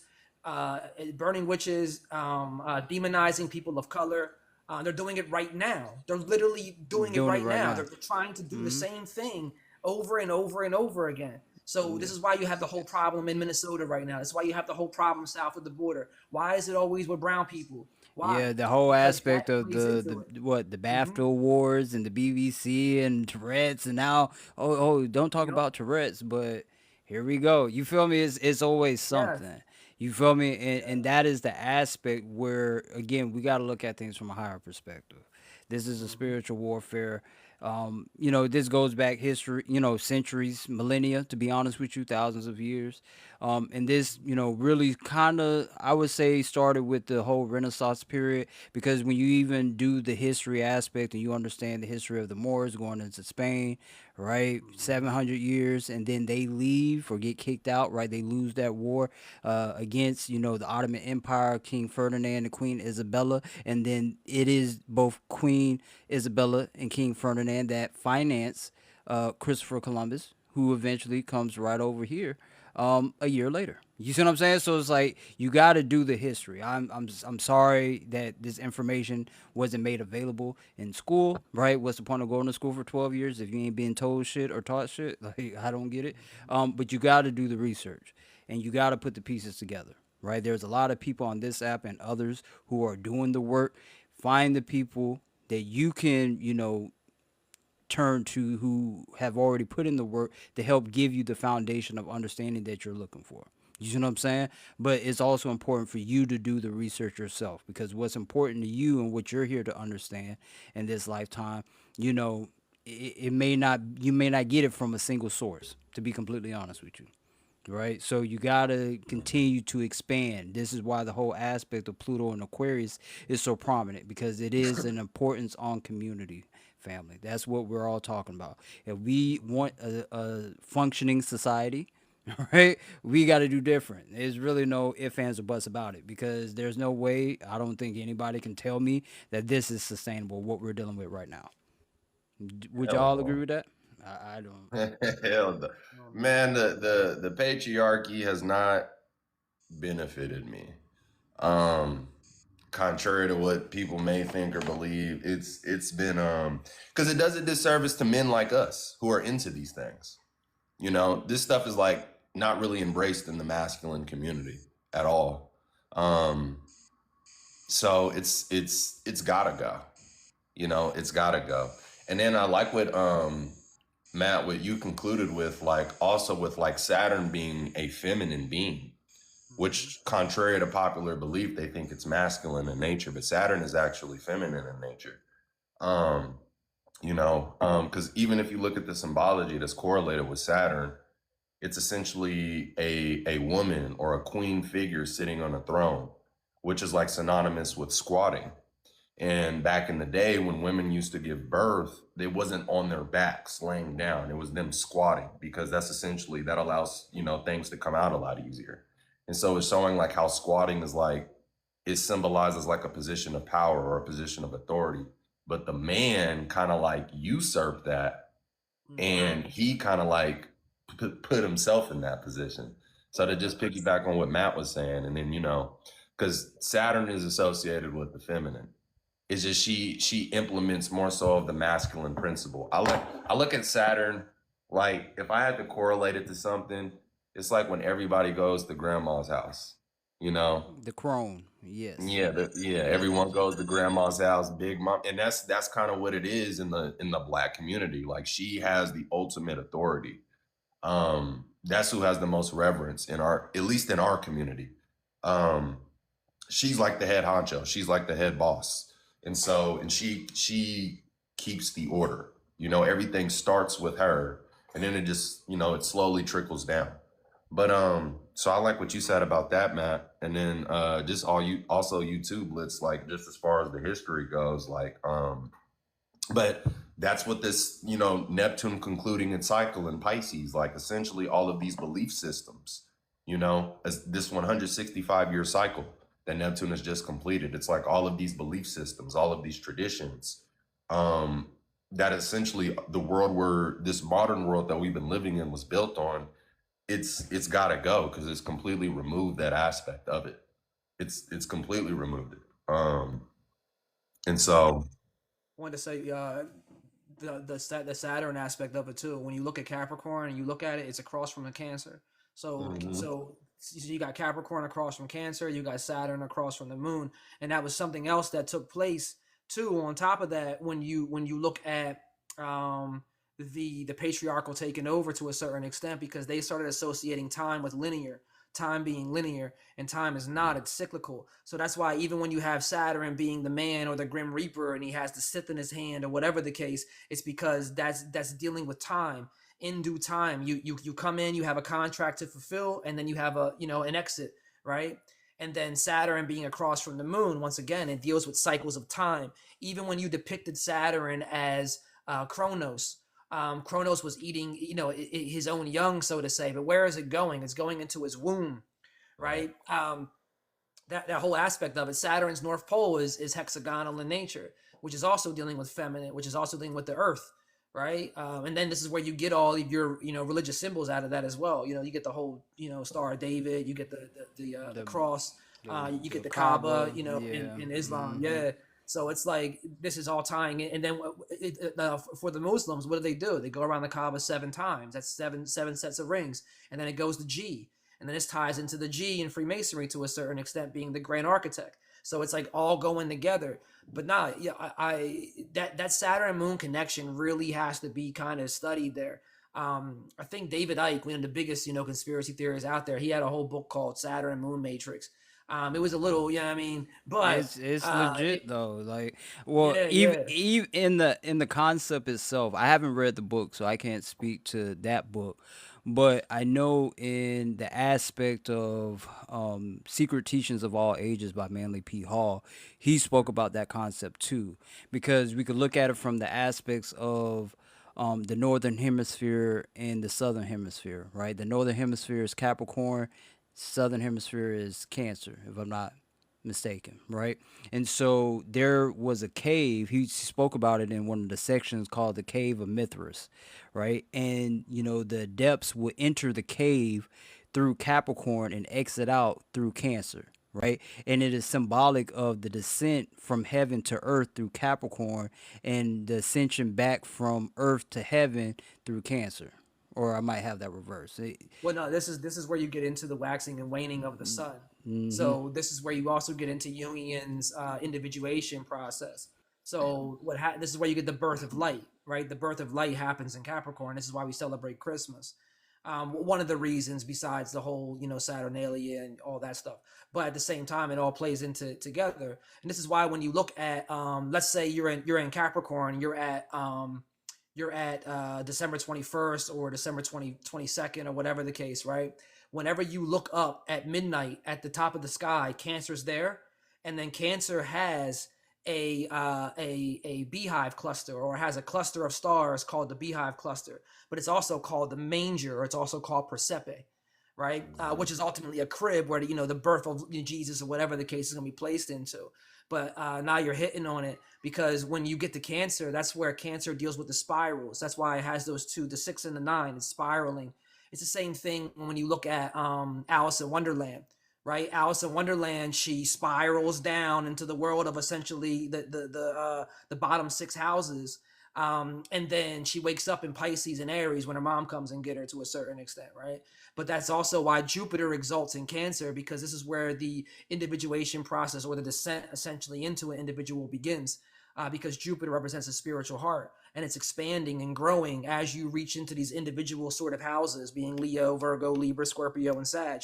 And then when you get down to Capricorn, that's the crucifixion, right? That's ultimately the rebirth of light inside of you. And then you begin to become this new individual, and you begin to rise. And that's why Mars exalts in Capricorn and Mars rules Aries. This is why I did a thing on this before, talking about there are 2 New Years. There is a natural New Year that starts in Aries, but there's also an individual New Year that starts in Capricorn. The idea is that you're supposed to act out that which is planted, or that think about it like in Capricorn, the seed is frozen in the ground, right? So nothing's going to live, nothing's going to grow. So the idea is for you to implant the image inside of the seed for what you want it to grow into, right? A rose bush is going to become a rose bush, even though you can't see the rose bush inside of the seed. Facts. Right. So Capricorn is that individuation process, or the birth of the Christ within, because ultimately you're building that image inside of the seed, and then that comes alive in Aries, when you begin to tend to it. And that's why Aries squares Cancer, because you have to learn how to self-nurture. Cancer deals with the gardener, so to say. Let me make sure I got the right soil. Let me water it correctly. Maybe prune it right, or whatever the case. But yeah, you're speaking right to that whole waxing and waning cycle of the sun, and that's why light grows at Capricorn, right? The days become longer at Capricorn, and then it comes to that full culmination in Cancer. And this also plays into the Romans in Capricorn and Jerusalem in Cancer, right? That's why when you look at Cancer, it has two stars associated with it that are called donkey stars. And these are the 2 asses that Jesus rides in on into Jerusalem. So when you're looking at the bottom half of the chart, ultimately that's hell, or that's Egypt, or that's where the Pharaoh lives, like King Herod, right? Because whenever you have this birth of light, all of the deities, or whatever the case, they were all hid from the kings. So when you look at Jesus, he was hid from King Herod. When you look at Heru, he was hid from Set. They're always in. Then even with Rhea and Zeus, the same thing. It's just being hid, because you're ultimately that old patriarchal aspect of yourself, or the ego that we have, is feeling paranoid, or doesn't want the new being inside of us to take over. So we try to limit and push it down as much as we possibly can. And it's a whole metaphor and all that kind of stuff. But yes, the Manly P. Hall book is amazing, man. That all his books are. I'm not sure how many you've gotten into, but that big Bible one, the Secret Teachings of All Ages. That one. That's the one I read. Yeah, I read that complete book, and then I listened to his lectures on astrotheology, and it kind of like changed my perception of everything, truly. And then I just been confirmed with all the other books I've read. Digging into, ancient Egypt, digging into the history of Mesopotamia, prehistoric nations, and Anacalyptus. It's like every book I come across and I read, it just reconfirms the information, the foundational information I've come across. And so, yeah, that's why I got to put out these series of videos on this history, because it's so much that gets glossed over the whole aspect of what we're dealing with now, and people who are claiming to be something they're not, even though we know. You feel me? Like it's just getting out of hand, and so I think like a deep history lesson is. It's time, but the history plays a part because it is the cultures that have the deities, and these deities play a certain role in the culture itself. And I think keeping all that in mind, the deities themselves are symbolic of certain energies, right? Because again, only your priests had access to this knowledge. That's the part a lot of people gloss over. Only your priests knew what was really being talked about. And now in modern times we've lost sight of that. You feel me? So yeah, it's big. It's big for sure. No, I appreciate y'all. And again, y'all well of wisdom. I think the family is enjoying it, for sure. They're going crazy in the chat. I appreciate y'all Man, being here. y'all cold with it, man. I ain't gonna just hearing y'all be like, damn, these niggas are smart. Smart as hell. Oh Thank you for snap! the pharaoh. Oh shit! Nah, facts. That's what's up. Yeah, y'all are geniuses, bro. For real. But this is why we need more just part of that feminine energy is just building community. This is why like we need to be aligned within ourselves so we can essentially kind of like be the bridge with one another. Like it's imperative at this time. This is why like I like doing these type of lives and like just combining our brains and stuff because it's needed now more than ever. And so you know, I always enjoy this, man. I always enjoy it. Hopefully this isn't a close unless y'all got somewhere to go. I was just gonna, cause I ain't know how long y'all want to be on here, right? I knew a few hours, would be cool. But I don't want to hold y'all hostage, cause again, it is Wednesday, middle of the week. People got work and shit tomorrow, so hopefully this information is gonna be, reviewed. I will repost this on my YT family so y'all can watch the playback of this. But I did want to get y'all thoughts on this vernal equinox, right? This is the chart I just pulled up. It's a party in Aries. It's a party in Aries, Sun, Neptune, Saturn, Venus, and the Moon at the time of this vernal equinox. And so, maybe get y'all perspectives on that. Um, because this is going to be the same day that Mercury goes direct, which is why we were talking about, the whole aspect of this Mercury retrograde, reflective clarity. This is a time where, we need to really think about what it is that we want, and, what are we willing to do to get on that path? Is the current path that we're on going to get us there? You know, so um, I guess we'll start with you, Lim, and then we'll follow up with Matt. Um, I look at this spring equinox. This is a fresh new start. This is a fresh new start.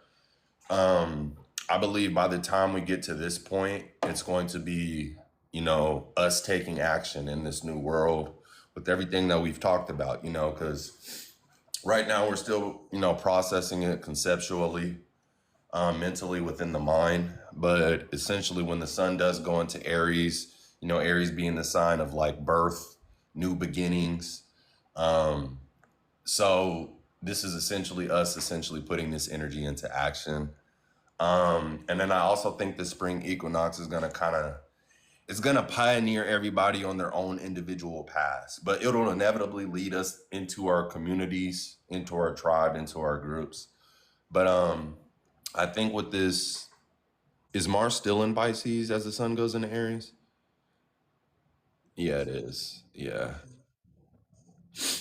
But yeah, this is us essentially, it's like us rising from the ashes, the old version of ourselves or the part of ourselves we can't take with us into this new world. We're gonna start to feel that. We're gonna start to embody that. It's like the old version of you is waning, essentially, because the old world is waning. And the old world shaping you into who you are to some capacity, that version of you or that aspect of you is dying. It's being shed, it's being let go. And I believe once we get to the spring equinox, there's gonna be like this freshness or this sense of newness that we start to like kind of embody, and then we kind of reinforce through our actions and whatnot. Um, and then yeah, it's gonna be in conjunction with Neptune too. And so, but yeah, yeah, that's about it. Yeah, I think it's a whole reset point. Um, you know, I think about it like a whole new story to a certain extent. Um, who you are, who you've been, what you've been building, is all changing, and anything that you've built that's sort of um, not built on anything that's solid, or there's a part, there's a scripture in the Bible where it says, you know, you can't you shouldn't build a house on sand, you know, you should build it on stone. And I'm paraphrasing, obviously, but ultimately, this is the time to start building something on stone, and anything that's built on sand is gonna start withering away. You know, it's sort of these lessons in autonomy as well, you know. You know, this is a good time for you to choose yourself, and there's going to be a lot of that, you know, I can't do this shit anymore, you know what I mean?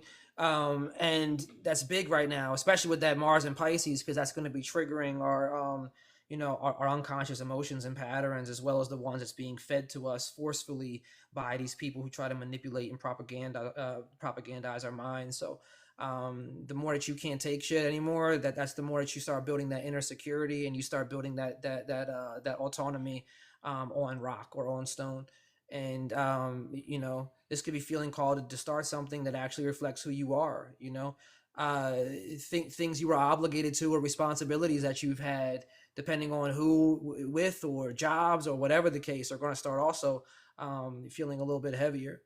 And uh I think it's a big thing to deal with direction, right? You know, what are you done carrying? Name that shit. Like, what are you done holding on to? Especially when you have the South Node, you know, in Virgo, and you have the eclipse happening in Virgo, because Virgo likes to hold on to those old habits and repetitive things that ultimately could be giving your body hell and giving your mind hell, especially with Mercury retrograde too, right? So, and then Mars and Pisces on top of that, you know. This is like one of those sort of uh, big pivotal points, especially with Pluto being in Aquarius at an early degree. The North Node once again moving into Aquarius, man. Like, that's, you know, when you think about that coming up in August on top of this, because you know, this whole switch that's happening. I think Blitz, you were talking about it earlier in your live too. Is not just like for 6 months, man. This is a good couple years, you Yeah. know, at least a couple years, right? So when you factor in the North Node switching into Aquarius coming up, like, this is where, when you look at it collectively, you know, society ultimately hits this point where these old systems that are in place, like, they stop fucking working the way that they used to, and people start, you know, peeping game, and they start to reorganize, right? It's about reorganizing, and like I said, being very specific about what you're holding on to and what you're carrying. Because with Pluto going into what, no, not going in, but Pluto in Aquarius, and then the North Node moving into Aquarius, who are you connecting with, right? That's a big thing right now. When you think about the North Node going into Aquarius the last time, in 2008, that's when Facebook came out, right? So Facebook came out in 2008, 2009. Once again, that's when they try to control the narrative in terms of collective values and joining together with each other. Facts. And then they limited it. Then you got a whole CIA got involved in all kinds of stuff, and now it's happening with AI to a certain extent as well. Um, so this is a whole, not just necessarily dealing with the equinox, but also Pluto in Aquarius, Saturn and Neptune conjunction in Aries, North Node moving into Aquarius. This is literally a long pattern that's taken place, of not only collective rewriting and rewiring, but also individually. So you know, and this is also going to play into money. And you know, when you go back to another time where the North Node was in Aquarius, you're also dealing with the Great Depression in the 30s, right? So when you look at what's happening with AI, you look at what's happening with money, you look at what's happening with the financial system, all of it's being rewritten to try to get us to push. It's trying to push us into a place where they can try to corner and control us once again. And I'm just gonna say this one more time, and then I'll stop saying it just today. This is why you got to get right with the guy within. I'm telling you, because think about the God is a guide, and that it's playing into your cycles. Where are you not listening to your mind and your body at? Where do you keep on doing the same shit over and over again that you realize that it's not really doing anything for you? Where do you keep listening to certain people that ain't telling you nothing, that's feeding into a system of lies that you ultimately been fed since you were a child? like like I said, God is guide. God is generative, operative, dissolution. It's speaking to a cycle that's happening inside of you. And that's why, Lem, when you were talking about the divine feminine, like you hit it perfectly, man, because that's what all of this is.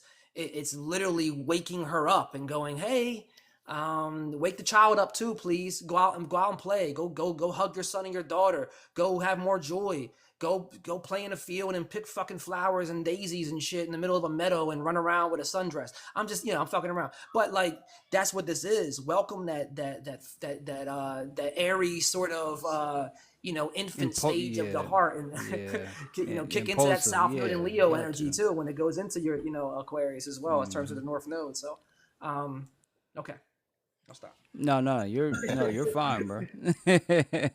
I would just second that and just say again this vernal equinox, you're gonna have the sun in Aquarius. I mean sun in Aries, Neptune, Saturn in Aries, Venus, Moon conjunction, right?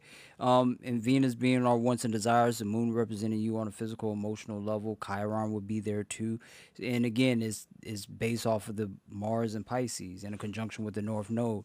Is the path that I'm on going to get me to the ultimate end goal that I am desiring of? Right? What are my beliefs? Right? Because that's what a lot of people are going to be acting on. And so you'll see, I could imagine you'll probably see a shift in people, a split. People like, okay, what type of belief system are you holding on to? What are the things that you're allowing to be your inner guide? You feel me? That I think you start seeing people really base their community or their circle around certain beliefs. You already kind of see that now. But you could definitely, I think with this vernal equinox, see that. One thing Bobby Hemming used to always speak about is the fact that the rituals tend to be done during the equinoxes and the solstices, and I want to bring that up, right? So don't be at all surprised if some significant event takes place around the time of this vernal equinox on March 20th, right? Because they try to use that because it's a powerful point, right? Within the cycle of time that we're in.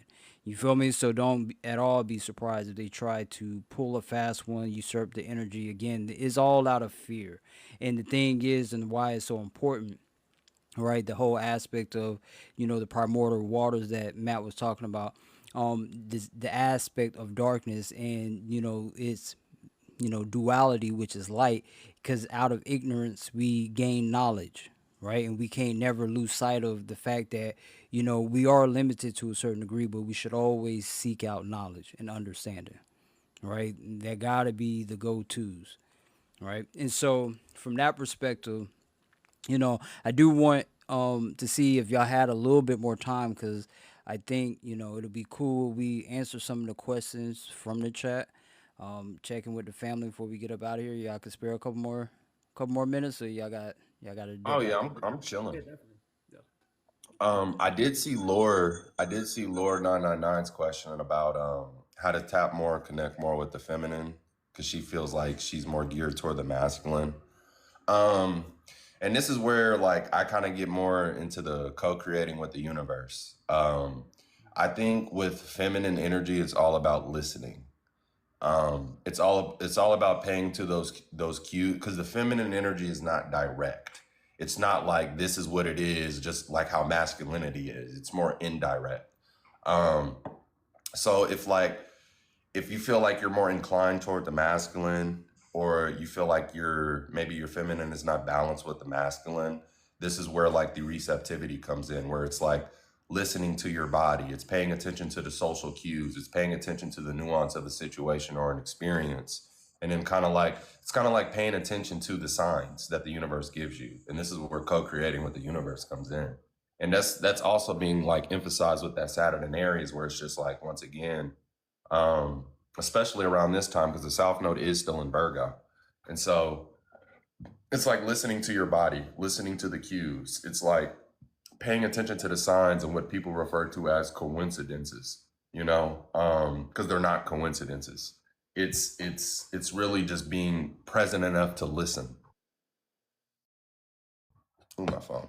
But yeah, it's being present enough to witness, to listen, to be receptive. So it's not to say the feminine energy is inactive. I would just say it's more so response based. And so allow reality, allow reality, and this is where you allow the universe, or what people refer to when they say let Jesus take the wheel. Allow reality to present itself to you, and then kind of like discern, okay, where do I go from here? Because that's ultimately what the feminine is, you know. Um, but yeah, this is why, like, with Matt and Blitz, myself, have been putting emphasis on just like seeking that sense of security within yourself. And like I was referring to earlier, not allowing the outside to be a metric or a reference on what it is you're actually going to take action toward. It's more so listening to your heart, listening to your intuition, and then moving from that space. And so I would say the biggest way to connect with the feminine is to be receptive, to essentially allow listening, like not just with your ears, but with your body, with your eyes, with your energy. It's just being receptive, listening, and that'll help you a lot. So, yeah. Yeah, I wanna second that for sure. Like breath work is key. And Hmm. breathing into your belly. Like I'm not sure if you guys have ever done awareness training where you sit, you try to feel your heartbeat, listen to your heartbeat. And then through breath work, and then you can also begin to become aware of your pulses in your body and stuff like that. And then this is you just listening to your body, ultimately through a form of meditation, to where you're becoming more aware of the moving parts, essentially, right? But breath work, slowing down your movement, stretching. Just like you were saying, Lem, like the body is incredibly important here. Like getting back into your body. If you're stuck overthinking, then you're literally cut off from the divine feminine. And it's because you're clogging the airwaves. And then when you think about what happens is that overthinking can almost bleed into your heart, right? And uh, go outside and go for a walk. um you know uh Yes. walk with no headphones, no, don't have nothing in, no phone, no headphones, no nothing. Go out and touch a tree and shit, like get into that hippie stuff. I be talking to trees. I walk past plants all the time and I touch them. I touch the trees, I climb the trees, I play in the creek. I listen to the birds. That, yeah, beautiful. Like I remember when everything happened with me, with when COVID happened. We lost everything. We were living in the middle of the woods in a Rocky Mountains in a tent, right? And I just enjoyed so much waking up with the birds and the sun, and going to bed and having a fire right outside, right? Just like listening to the fire, watching the fire, becoming one with the flame to a certain extent. Um, you know, don't yeah, slow your body down as much as you possibly can. Don't overdo. I do have trouble with receiving, right? Receiving is also a big part of this.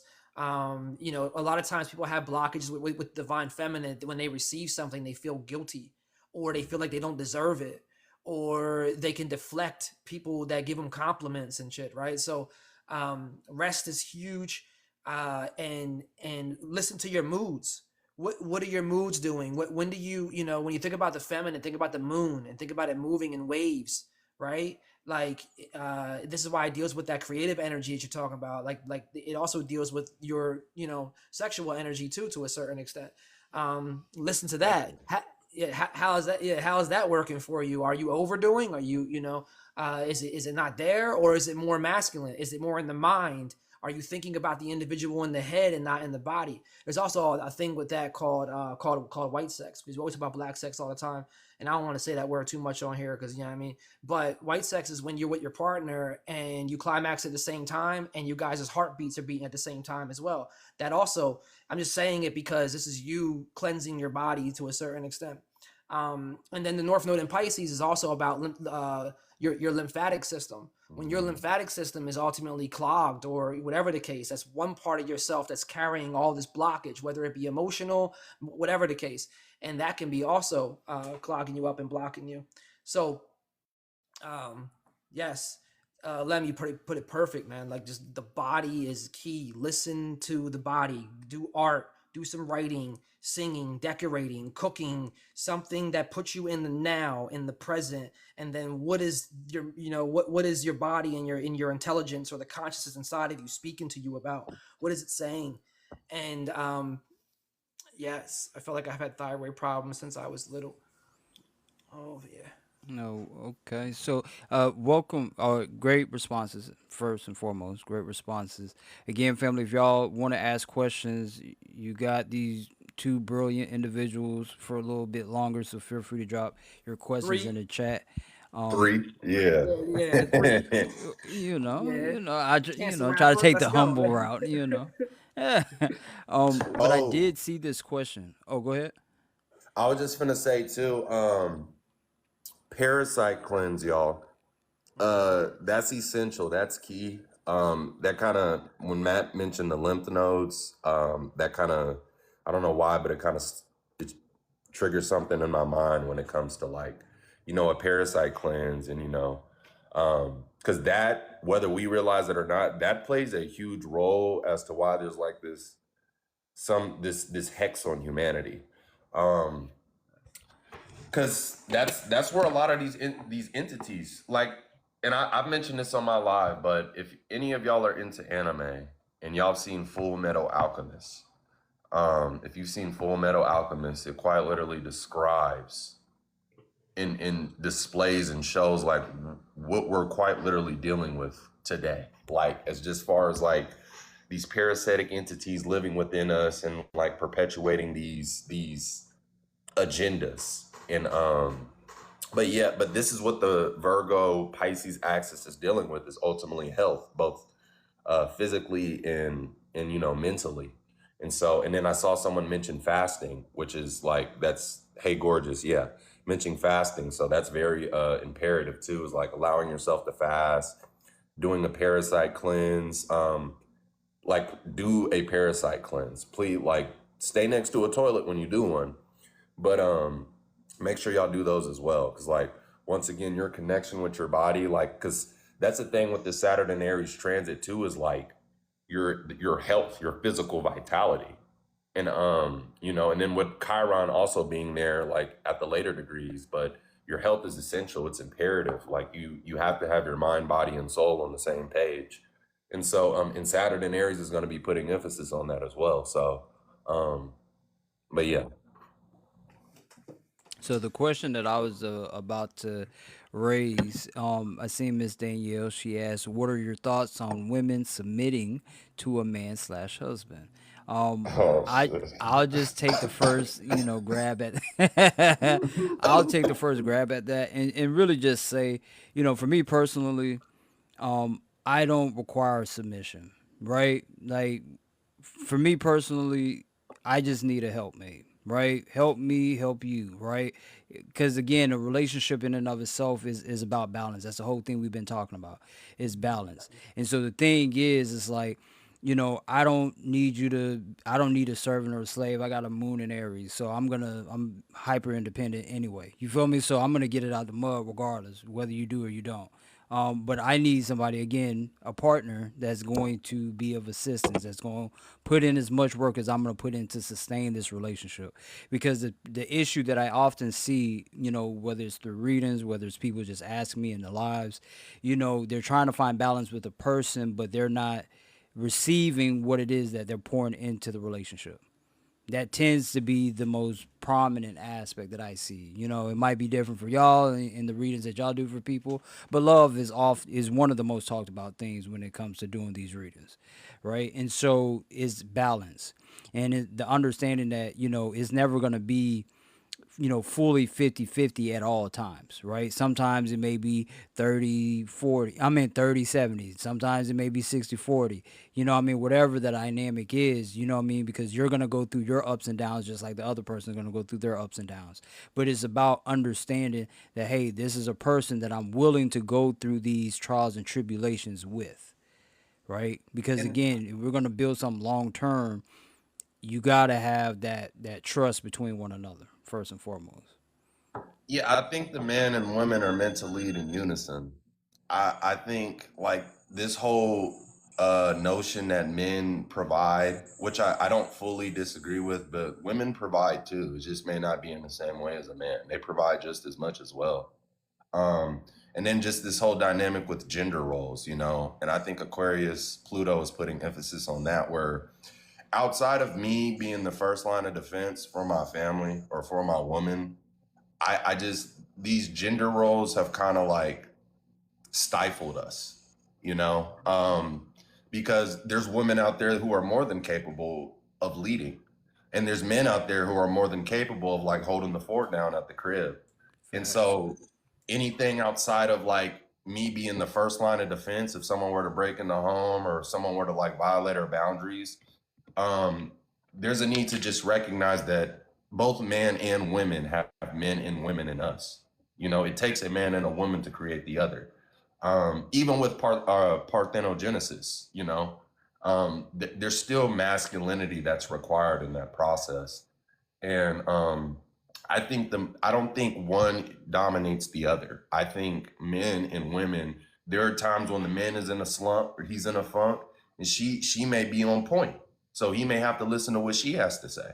She may have to be the one to take the reins, although we're still leading simultaneously, and vice versa. So yeah, I don't believe in submission in that sense, like how the patriarchy teaches us that. You Yeah. know, Yeah. it's like yeah, we're supposed to lead in unison. yeah, nah, hey babe, where's my tea at? No, I'm just kidding. So nah, Like, all oh right now. shit. I know, right? She said it's hot and I know how to use it. Nah, like just earlier, my wife, she had a long day at work. She came home and she went to sleep for a little while. And before that, I made her some tea. You know what I'm saying? I asked her if she wanted some tea. She came in here and asked me if I wanted some tea. You know what I'm saying? But I look at it like the sun and the moon, or I look at it like day and night. They have to work together. You need the light in order for you to sort of um, uh, uh, you know uh, bring some joy or bring some happiness, so to say, if you're looking at it from an energetic standpoint, obviously. And you need the night because you need that receptive, you need that time to rest. And I think in terms of what's happened with society is that when once again when you go back to especially the 50s, right? The 40s and 50s was a big time where they was like the woman stays at home and they wear this dress and they have a little apron on and they're in the kitchen and they're nah. It's like nah, bro. Um, like Lem said, there's an animus, there's an anima and an animus in us. There's a feminine and there's a masculine inside of each one of us. I don't think that either one of us should be submitting to the other. I think that there's a mutual respect that has to happen. And this is me coming from a Sun, Moon, Mars, and South Node in Libra. All right, and my Moon is my seventh house ruler. Okay, so all I know is how to balance until I'm out of balance. But you know, uh, but no, I don't think that either one of us should be submitting to either one. My wife is a Moon in Virgo, man, and she has Saturn in Pisces, and she can be very submissive, or she was for a while there. And then with all my Libra placements, I was too because I didn't want to disrupt. I ain't wanted this. I ain't wanted that. Um, but no, I think that's that patriarchal sort of propaganda that was pushed on us. Once again, you can go back to the Romans, you can go back to the Greeks, even you can go back to the essentially formation of the U.S. as a powerhouse and the them dominating our curriculum with all this propaganda in terms of patriarchal sort of thinking. And this also plays into when you were talking about genders and gender roles and all that. This also ties into this is a touchy subject, but also at the same time, this turns into the how can we put transgender aspect of this turns into, because a lot of that is also psychological, Yeah. and that plays into this sort of indoctrination over time of the manipulation of masculine and feminine energies. And they're playing with us, they're playing our minds, so to say. And I don't judge. I don't, you do whatever you want to do. You be your individual, and I'll support you 1,000%. But I am speaking on things that's actually taking place here, and that's been taking place for hundreds, if not thousands, of years. And you can see it with, like we were talking about earlier, with them taking the man out of the home. What did that do? When you look at the state of women, especially black women, what did that do? You see it. You see the indoctrination. um and yes, once again, no, I don't think that any woman should be sitting up here submitting to any man. I don't think any man should be sitting up here submitting to any woman. I think that we're equal in a lot of, in a lot of, if not all ways, essentially. But yeah, for sure. Where my tea at? No, I'm just kidding. So let me Another question that I seen was, how would we explain coming into this type of knowledge, or how would Miss Anaya, she asked this question, how would y'all explain this type of knowledge coming over someone suddenly? Um, I would just say that, when you're coming into your, what we have popularly described, whether through TikTok or any other social media app, as an awakening, um, is just the understanding that, this aspect of awareness or understanding, um, it's much deeper than we were led to believe, right? I think religion in and of itself tries to hint at the spiritual aspects, but it's more so moralism that religion deals with. There's not a whole lot of spiritual practices and or spiritual knowledge in it, right? Deals a lot with moralism, how to behave, how to act, things of this nature. But you actually got to search within, because the whole part of this journey, right? The major theme of this journey is knowing self. Right, I often tell people in like the readings that I do is that the only reason that I'm even in a position to be able to give these readings and be able to, spit out examples kind of off the top of my head is because I had to do the internal work first. I had to look at self. I had to do the shadow work. I had to face the fears. I had to overcome the trauma. I had to deal with these aspects internally. And so by me doing that, and understanding, coming to that awareness that, hey, these are some things that I've been dealing with, I've been holding on to. Now I can, raise myself up from that point onto this, greater version of myself. And so this is where I think, coming into the knowledge, you got to pace yourself. That's the best advice I can give to anybody, right? You got to pace yourself, because you got to know it's so much information that stems into all different type of branches and sectors, and it could be overwhelming, right? This is why for some people they go into a form of psychosis, right? Because again, the information itself can be, it could be too much. So, pace yourself in terms of, trying to make sense of it all. But definitely continue on that path of knowledge, because you will come across the information you were meant to understand in this journey for sure. Your thoughts on Creed. awakening? Thoughts on awakening? That whole process. Um, I would just say allow yourself to go crazy. I mean, don't let it seep into like, any impulsive or destructive actions. But I also feel like there's this part of us that tries to hold it together, that tries to maintain. But in order to find yourself, you have to lose yourself. You have to lose your mind. Um, and people try to take this approach of being, appearing a certain way, trying to uphold this sense of morality, which isn't bad, but it's just like that's what encapsulating the darkness is. That's what embracing your shadow is. It's like dealing with it. Because if you don't deal with these shadows, if you don't like learn to embrace that chaotic side of yourself when you are presented with situations that are chaos and that require like you knowing how to navigate it, you're not going to know how to. So it's just like, scream if you need to, break something if you need. Don't break somebody, but break something. You know, if you need if you need to. It's like allow yourself to like purge. Allow yourself to get that energy out of yourself. You know, that's really what shadow work is embracing your darkness. And y'all hear me talk like me being a Gemini moon and rising, like that that's my and having a Pisces stellium too. You know, that's my forte. Is just like um you have to make peace with that darker aspect of yourself, because if not, it'll consume you. It's like it's kind of like it's synonymous with the feminine energy, because it's hidden, it's the darkness, it's the shadows, and you have to make peace with that. you can't Facts. you can't try to always maintain and keep this upright, because you're human. You're human. You're not perfect. You're not supposed to be perfect. You're not always supposed to have it together and be centered. It's like sometimes you need to allow yourself to unravel, right?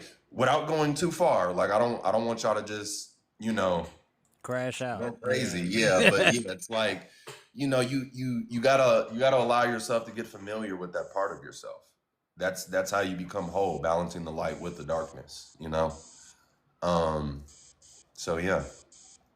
I say I like what Blitz was saying about really going into yourself essentially, um, because uh, like for instance, people ask this question a lot, like how did you get into all this information and how did you find this and this, Facts. and I I got think that about ass. it and I I got asked go, that earlier.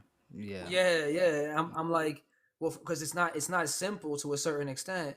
Because when I was younger, I was very much into symbolism and ancient Egypt and weather and nature, and I love just figuring things out. And then life took me a different path, right? It took me somewhere else, and more street life and that kind of stuff. But then it came back around, and it came back around through symbols again. Like I started looking at masculine and feminine symbols and element symbols, and it started speaking to me. It started talking to me, but it was because I think what Lem was saying too about clearing your mind, going through your dark. I went through a lot of shit in my life to the point where there was a lot of releasing and letting go of these old paradigms and ways of thinking that was embedded into my psyche through my family and through the street life and through living where I had to live and grow up how I had to grow up. So um, I think that, like, people ask me about books. What books do you look? And I go, when I go to the library or I go to the bookstore, I don't look for books. They look for me. I say they call my name. They like, I can go to a section and like literally they speak to me. It's like this. It's energetic. It's whatever you want to call it. But it's about what's resonating with you. And if you're not in tune with who you are, and if you're not clearing that headspace, then you're not going to be able to listen to when they're calling you. So that's big. The shadow aspect is huge. Everyone talks about like sitting and doing shadow work, and it's like, nah, shadow work is every day. Every day is shadow work. Every day is you accepting the part of you that might have pushed or rejected or suppressed or repressed something about Facts. yourself. Hmm. Every day. So like both of you guys, like I said, I love y'all, man. I love that we're doing this, and I love the synchronicities and the way that we think. But that's what it is, like clearing your headspace, allowing yourself to know what's for you in order for you to find what's for you through it calling you. And like I didn't know I was going to do astrology, y'all. I had no idea I was going to do astrology, but life led me down that path to get here. Like a year before I was doing astrology, I was literally at Temple University doing shows, like doing a big concert kind of thing. Um, like I had no idea I was going to be getting into this stuff, but it was always there. But I had to clear out this garbage, so to say, that I clogged my mind with in order for me to even understand what was actually meant for me.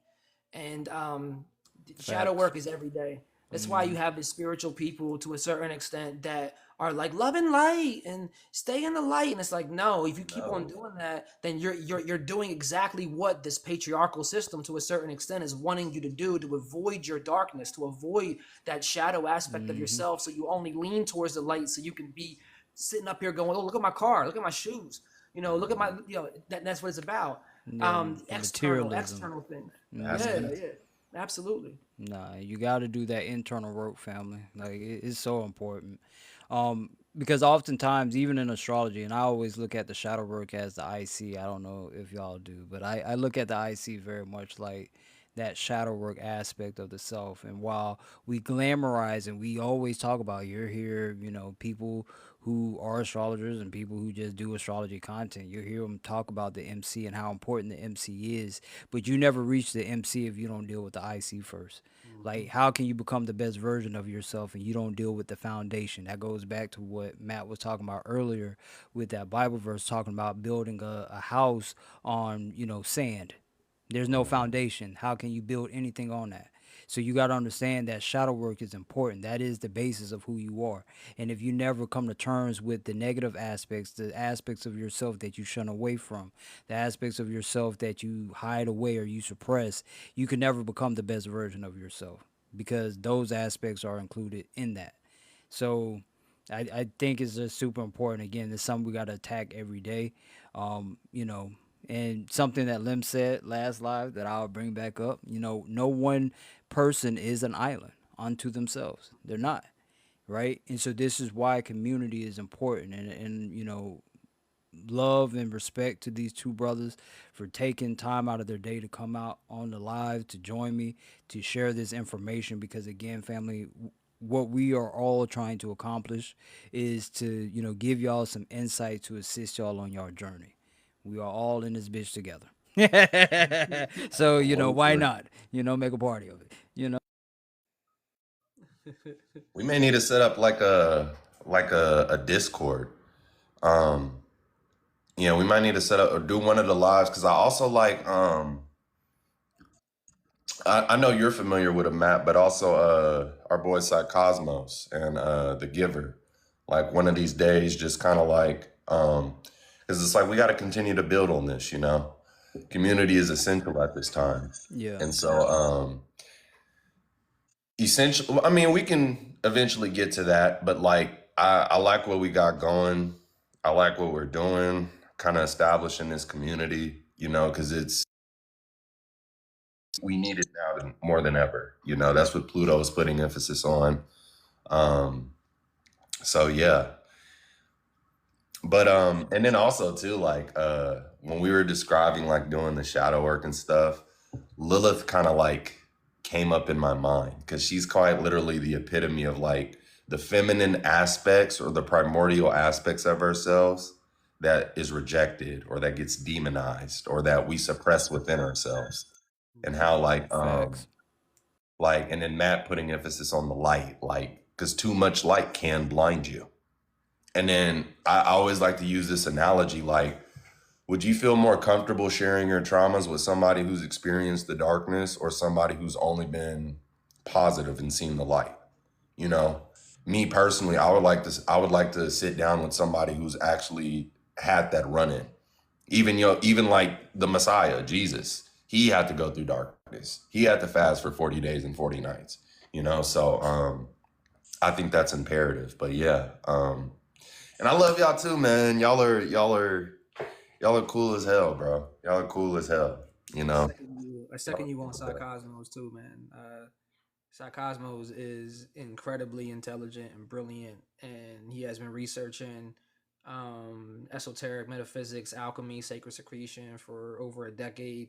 Mhm. Definitely has been put into work. He's an amazing astrologer as well.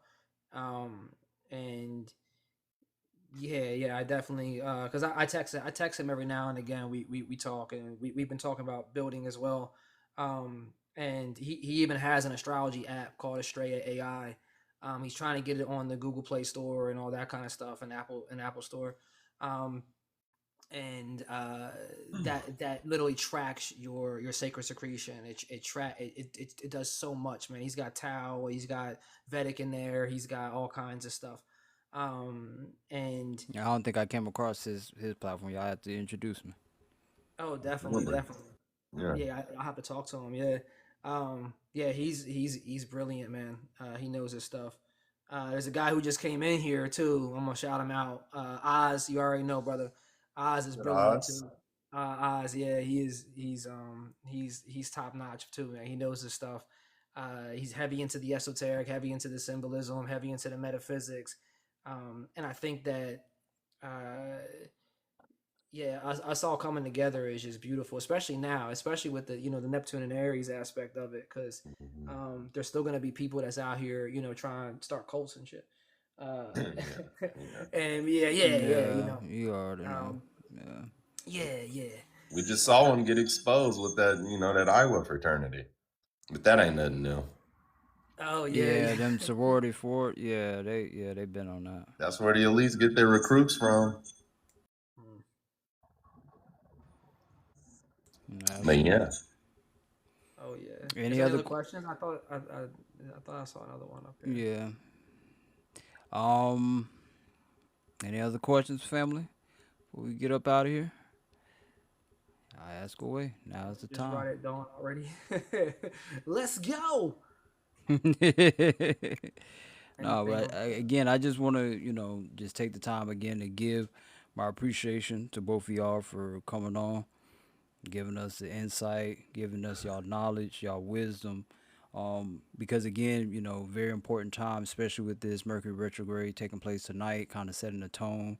And then all of these transits, Mars and Pisces, full moon lunar eclipse in Virgo, Venus and Aries, Jupiter going direct on the 10th, vernal equinox. Well, we'll have a new moon in Pisces as well, right, on the 18th, right before the vernal equinox, and Mercury going direct on the 20th, right? So, a lot of shifts, a lot of changes happening over the course of the next month. And, I think this was really, really beneficial and helpful. And again, I'm going to repost this live on the YT. So if y'all don't follow me on YT, make sure y'all do that. So y'all could play this back if you need to, catch some insight for sure. Um, Let me see if there's any more questions. Oh yeah, Uh, and y'all, more importantly, your boy's birthday is coming up on the 13th, March 13th. Um, so we coming into a solar return. So I'm thinking, shit, we may have to throw a party on here, to be honest. yeah, I'm with it. Just Celebrate keep, with y'all. What did yeah, you say? You keep said me March posted. March 13th. Mm-hmm. Just let me know. You know, happy early birthday. Hell yeah, round of applause. You Yeah. know, Thank Have y'all. you looked into your solar return chart? Yeah, bro, and I'm kind of, it looks lucrative, but having that Saturn in the 12th, I'm kind of familiar with chaos. So it's like, yeah, I got an eighth house stellium, a seventh house stellium, but I do have that Jupiter in Cancer in the 11th, so which kind of is the big facilitator in the chart. So I'm looking forward to it, but it's a lot of stuff I myself have to like evolve and let go of too. So, Gotcha. and that's like hyper independence, being isolated all the time, and you know, Yeah. Well, here we are. You know what I mean? yeah. Because I was getting yeah. ready to ask you. You got the seventh house and eighth house sort of loaded up over there. What's the rising? Virgo. Okay, so where's your Cancer at? Where's your moon? Uh, my moon is in the fifth house of Capricorn.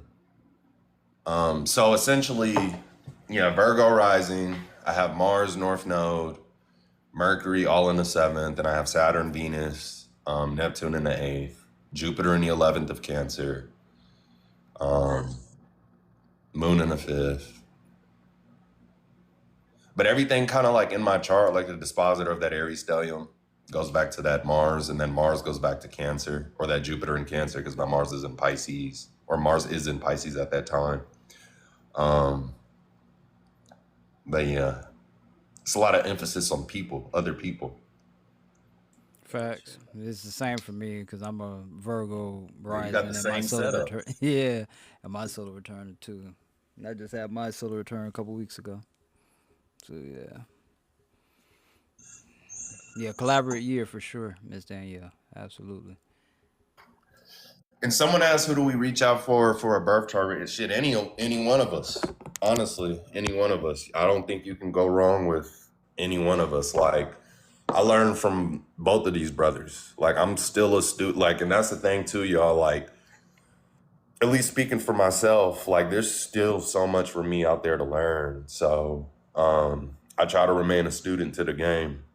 And so, and I rely on these two heavily for, like, some insight and some input. So, I don't think you can go wrong with any one of us, you know?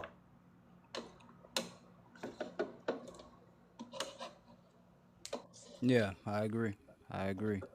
I do think this is um you pick your poison essentially, right? Maybe I shouldn't say poison. People take shit too literal. Pick your choice. Two, three great astrologers. Again, catch us here on TikTok, IG, YT. Any other things y'all got going on individually that y'all need the people know of before we get up out of here? Shout out to I got Mercurial Marcy with the follow. Shout out to you, yes, Queen. yes. Now, Mercurio Marcy is an amazing astrologer as well. I definitely recommend her too, man. She knows her shit. She does live readings as well. Um, I have a school that I call Wholeness Astrology University, and there is just a whole bunch of information in there. Then we meet up every week, every Sunday at 5 p.m. Eastern Standard Time, um, and there's just a wealth of knowledge in there. And I post daily. I call it my living temple because I'm ultimately posting in there every single day. Sometimes, like I said, I gotta look at my own South Node Virgo aspect of it and go, all right, Matt, you do something else, because I just be all the time. Um, but yeah, I'm on there, and I have three tiers. I have a standard, a premium, and a VIP tier. It's 11 and 22 and $33 a month. Um, and then, like you said, brother, I'm on IG mainly. I got to get back on YouTube again. Start posting a lot more over there because I kind of been neglecting it. Um, and yep. Also, your book too, like, cause I've been reading your book, bro, and that is very. He also has an ebook, y'all. Well, multiple ebooks, but what was the title of the one you sent me last week? That one's called Wholeness Astrology, Aries to Pisces, and that is just like that's an accumulation of information that I've ultimately stockpiled for probably 5 years, and it took me a while to kind of put it all together. And then I'm also working on a house handbook too, that I'm probably going to be putting out here pretty soon, and yeah, I'm really into researching. So I want to start, just putting out these PDFs, not the ones that we're, getting bombarded with. You know what I mean? Because but real wisdom, real knowledge, and you know, incorporating the esoteric teachings and the occult teachings into the astrological interpretation, getting more into archetypes, and I'm heavy much into like Jungian psychology. I'm very much into like astrologers like Dane Rujar, Hayden Paul. Dane Rujar to me is probably like one of my favorite. If I had him, Liz Green too. I love Liz Green, man. But Dane Rujar sort of godfathered a lot of the astrology that we get right now, and he was incredibly brilliant. Um, but yeah, that's what I really want to start leaning into. I love doing readings. You were saying earlier about doing readings with people that you can relate with, and I get that a lot in my readings. People saying that I literally did a reading on a lady today. I did her transits for her because there was a lot of things going on in her life, and I've already done a reading for her before. Um, and she's like, thank me. She's like, thank you for opening up and thank you for letting me know what's going on, because it's really relatable, and it's beautiful to see that you're going through what you're going through and you're able to process it and have a level head and be sound minded. And then still be over here giving sort of guidance to other people that are going through the same thing or similar things. So I love doing readings. I do. I love interactions. My Libra's there, but I'm very much into writing and researching. And thanks for Thanks, Lem, too, man, for putting that out there because I'd be forgetting about my own shit. Once again, Sun Libra, Moon Libra, Mars Libra. So, but so yeah, man. Yeah. Yeah, and then my boy Blitz too. He got a this is actually how we met, but he sent me his what did you refer to it as? The Know Thyself report. Yeah, Yeah, the yeah, Know Thyself report. Like, yeah, which is it's just it's just a huge document just with deep information about each one of your individual placements. And it's like I still look over it a lot too. So I mean, we're resourceful, you know. We're resourceful. So yeah, just tap in whatever who you gravitate to. I think both of these gentlemen are they know what they're talking about. You can't go wrong. They can't, they know what they're talking about. They're not going to steer you in the wrong direction. So, I got information from both of them. I looked into both of their things, and it's helped me a lot. It's helped me a lot. So, and then I kind of look at myself as like the younger brother of y'all too. Because someone asked me earlier, what's my what year I was born, I think, and like for those that don't know, I'm 25, so I look at them as like, older brothers, like even with Blitz, him being Saturn dominant, it's like I find like, sometimes you be having to wheel me in and, kind of like, Hey, it's okay. Come on back. Come on. yeah. We ain't gonna go too far into how much older, you know what I'm saying? Neither, you know what I mean? We ain't gonna do that neither. Yeah, right. I mean, Yeah, shit, you still yeah. young, brother. You still look young, youthful, full of life. But yeah, man. But yeah, y'all, these are I appreciate y'all as always. Um, you know, we got to do this more often. I think we got to make this part of we got to make this like some form of a tradition, you know, because I don't think it should stop here. Obviously, it's not, but it's like community is very, very essential and it's very, very important. So, you know, and I fuck with the vibes, fuck with the vibes. It brings me out of my hermit mode. Yeah, That's facts. Saturn 12th house for both of us. Yeah. Yeah, and then but so you Saturn dominant too. So me and you, I'm the Cap rising with the Saturn in my 12th, and Saturn, parallel my Neptune, Saturn septile my Sun. Then I have that whole stellium in my 10th house. So I'm there with you with the Saturn, but I have less grounding aspects of Saturn. It's damn near all Saturn for me. Capricorn stellium in the 8th, Aquarius stellium in the 9th, Sun, Mercury, Saturn all in a conjunction, trining the ascendant, Sun in a conjunction with the MC in Aquarius. It's just like, Put yeah, put it up on the screen for a little bit. I yeah. know you got to get going and get your Oh, lives going. Yeah. no, I'm good. I did it live earlier. I'm thinking about Oh yeah, you going back to did. doing the days. That's what I'm thinking about doing. Yeah. Because you The need some nights, sleep. the sleep is doing the overnights. They be whooping me. That's very Capricorn stellium of you, though. Yeah, Your relationship with responsibility. sleep. Mm-hmm. But yeah, Yeah, this we is my all chart getting though. on you now. We all clocking our Saturns on your Saturn right now. We letting you know. Yeah, Right. facts. Yeah. I appreciate the accountability. But that's kind of Exactly. interesting too. Just like with our Saturn placements, like me and Matt having it in the 12th house, the house of its joy, and then you having it in its domicile of Aquarius. And then like Matt, I believe the two of us have a 10th house stellium too. I mean, although the 10th house differs from, Capricorn and Saturn energy, but there's some themes there as well. Little So themes there. Yeah. Now yeah. I have the tenth house stellium, and then I have my Mercury Venus Pluto midheaven conjunction in Scorpio. So I Boy, have powerhouse. yeah, so 10th house themes and then midheaven conjunctions, and then Saturn ruled in terms of Capricorn rising, and then you got that. Oh, you took it off. You said nah, not too much.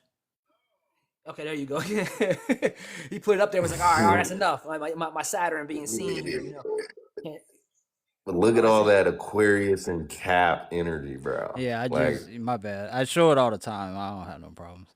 Yeah, nah. It's kind of like it is what it is. It's a lot of lessons for sure. Hmm. that's why, like, when I be watching, when I just be watching your lives, I just laugh. Sometimes I just laugh. I'm like, this dude is Saturn. It's crazy how Saturnian. Like, this is how you kind of carry yourself and express yourself. I'm like, this is a Saturn dominant person. It's cool though. Facts. I fucks with it. No, I Like appreciate that. Capricorn and Aquarius, I would say arguably are two of my most, just archetypally, they're my favorite signs. I just like what they stand for. Oh, you got And that there's a Queen. lot of nuance in those two signs that people don't really get into. Like, they don't, Capricorn is deeply spiritual and people don't give them a lot of credit for that. They're a deeply spiritual sign. Facts. Yeah. Same with Aquarius. Mm. What you Man, finna let me. say, Matt? Nah, I was saying that you got that quincunx up there from your Saturn to your Jupiter, and then Hmm. it does, so that plays into it as well. I'm over here like, dang, you got the quincunx to Jupiter down there as well, uh, and then you got a quincunx in your Mercury too, um, and that plays into it a lot. So uh, maybe maybe there was a lot of when you were growing up, maybe there's over responsibility for family or something, or like that was pushed on you possibly. Or this could also be the feeling like you have to hold everything together all the time.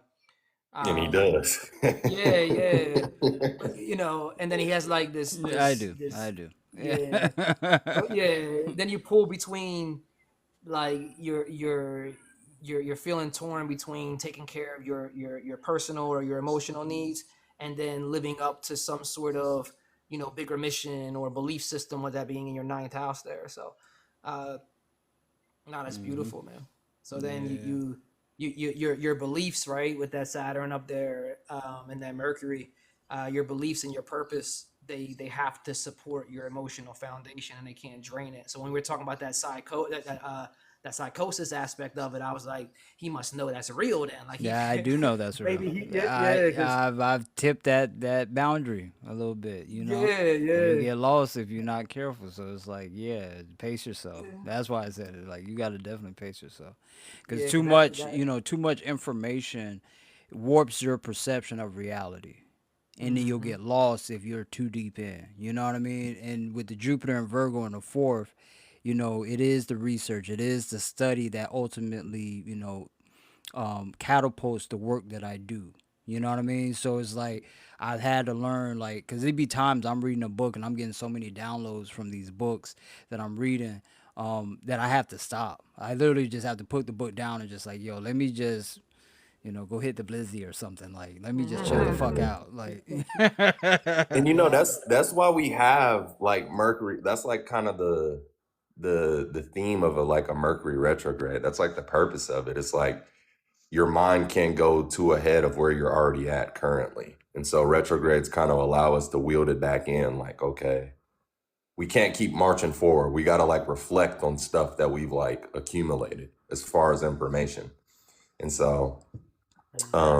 and it's interesting because you have Mercury conjunct your Saturn. Mm-hmm. yep, And then because also quincunx in that Jupiter too. So it's it's Hmm. like, yeah, you gotta stop yourself, guy, or you're gonna crash out. yeah. Yes, that's funny, man. But I appreciate y'all, both again for taking the time, family. I hope y'all enjoyed this live. I really do. We're definitely gonna keep this as a tradition. Maybe every 2 weeks, maybe once a month. We'll definitely have to work because everybody, these two individual gentlemen, right? A long list of people trying to get a hold of them. So definitely tap in, get your reading from both of them. I promote these guys when I go live to get a reading from them. If the information I provide ain't doing it for you, hey, two great astrologers right here. All right. But definitely, tap in with us, family. Tap in. But we're gonna definitely keep this going. I like what we're building here, and I want to, see that continue. I appreciate the 111 likes. Round of applause to y'all in the chat. Yes, thank you. Yes, Sir. right? We couldn't do Yes. this without y'all, so we appreciate y'all greatly. Um, and I hope the information has been of assistance to y'all, for sure. All right. Absolutely. And thank y'all too, man. I appreciate y'all. Love you guys, man. Um, y'all have helped me a lot more than you know on my journey. So I'm looking forward to what the future has for us, has in store. Yes, yes. Thank you guys so much. Thank you everybody in the chat. Thanks for the love. Thanks for the gifts. Um, Once again, I'm gonna shout y'all out every chance I get, and I always do. You come in my live, I'm shouting you out. I'm shouting you out when you're not in my live. So, but just come in Right. that. I'm just kidding. But nah, this is love. I want to continue this on. And like you were saying, Blitz, like doing this once or twice a month, or even more than that. Possibly even. Yeah, I mean, we early in it, but maybe even doing a little podcast or something. You know, Yeah. uh, Boy, hey, you know what I mean? hey, Hey, hey. it might Something. be the So move. I mean, y'all, you got the setup. So I don't know where you at in the country, but I don't got the setup yet, and but I don't need it. I'll just use the phone, and but nah, I think that'd be great too. Doing something like that. I think you were talking about earlier too, Lem, doing Discord. Yeah, starting a Discord. Yeah, that too. Um, Nah, but I appreciate y'all so much, man. And I love y'all. Thank y'all for tapping in, and thanks for the love.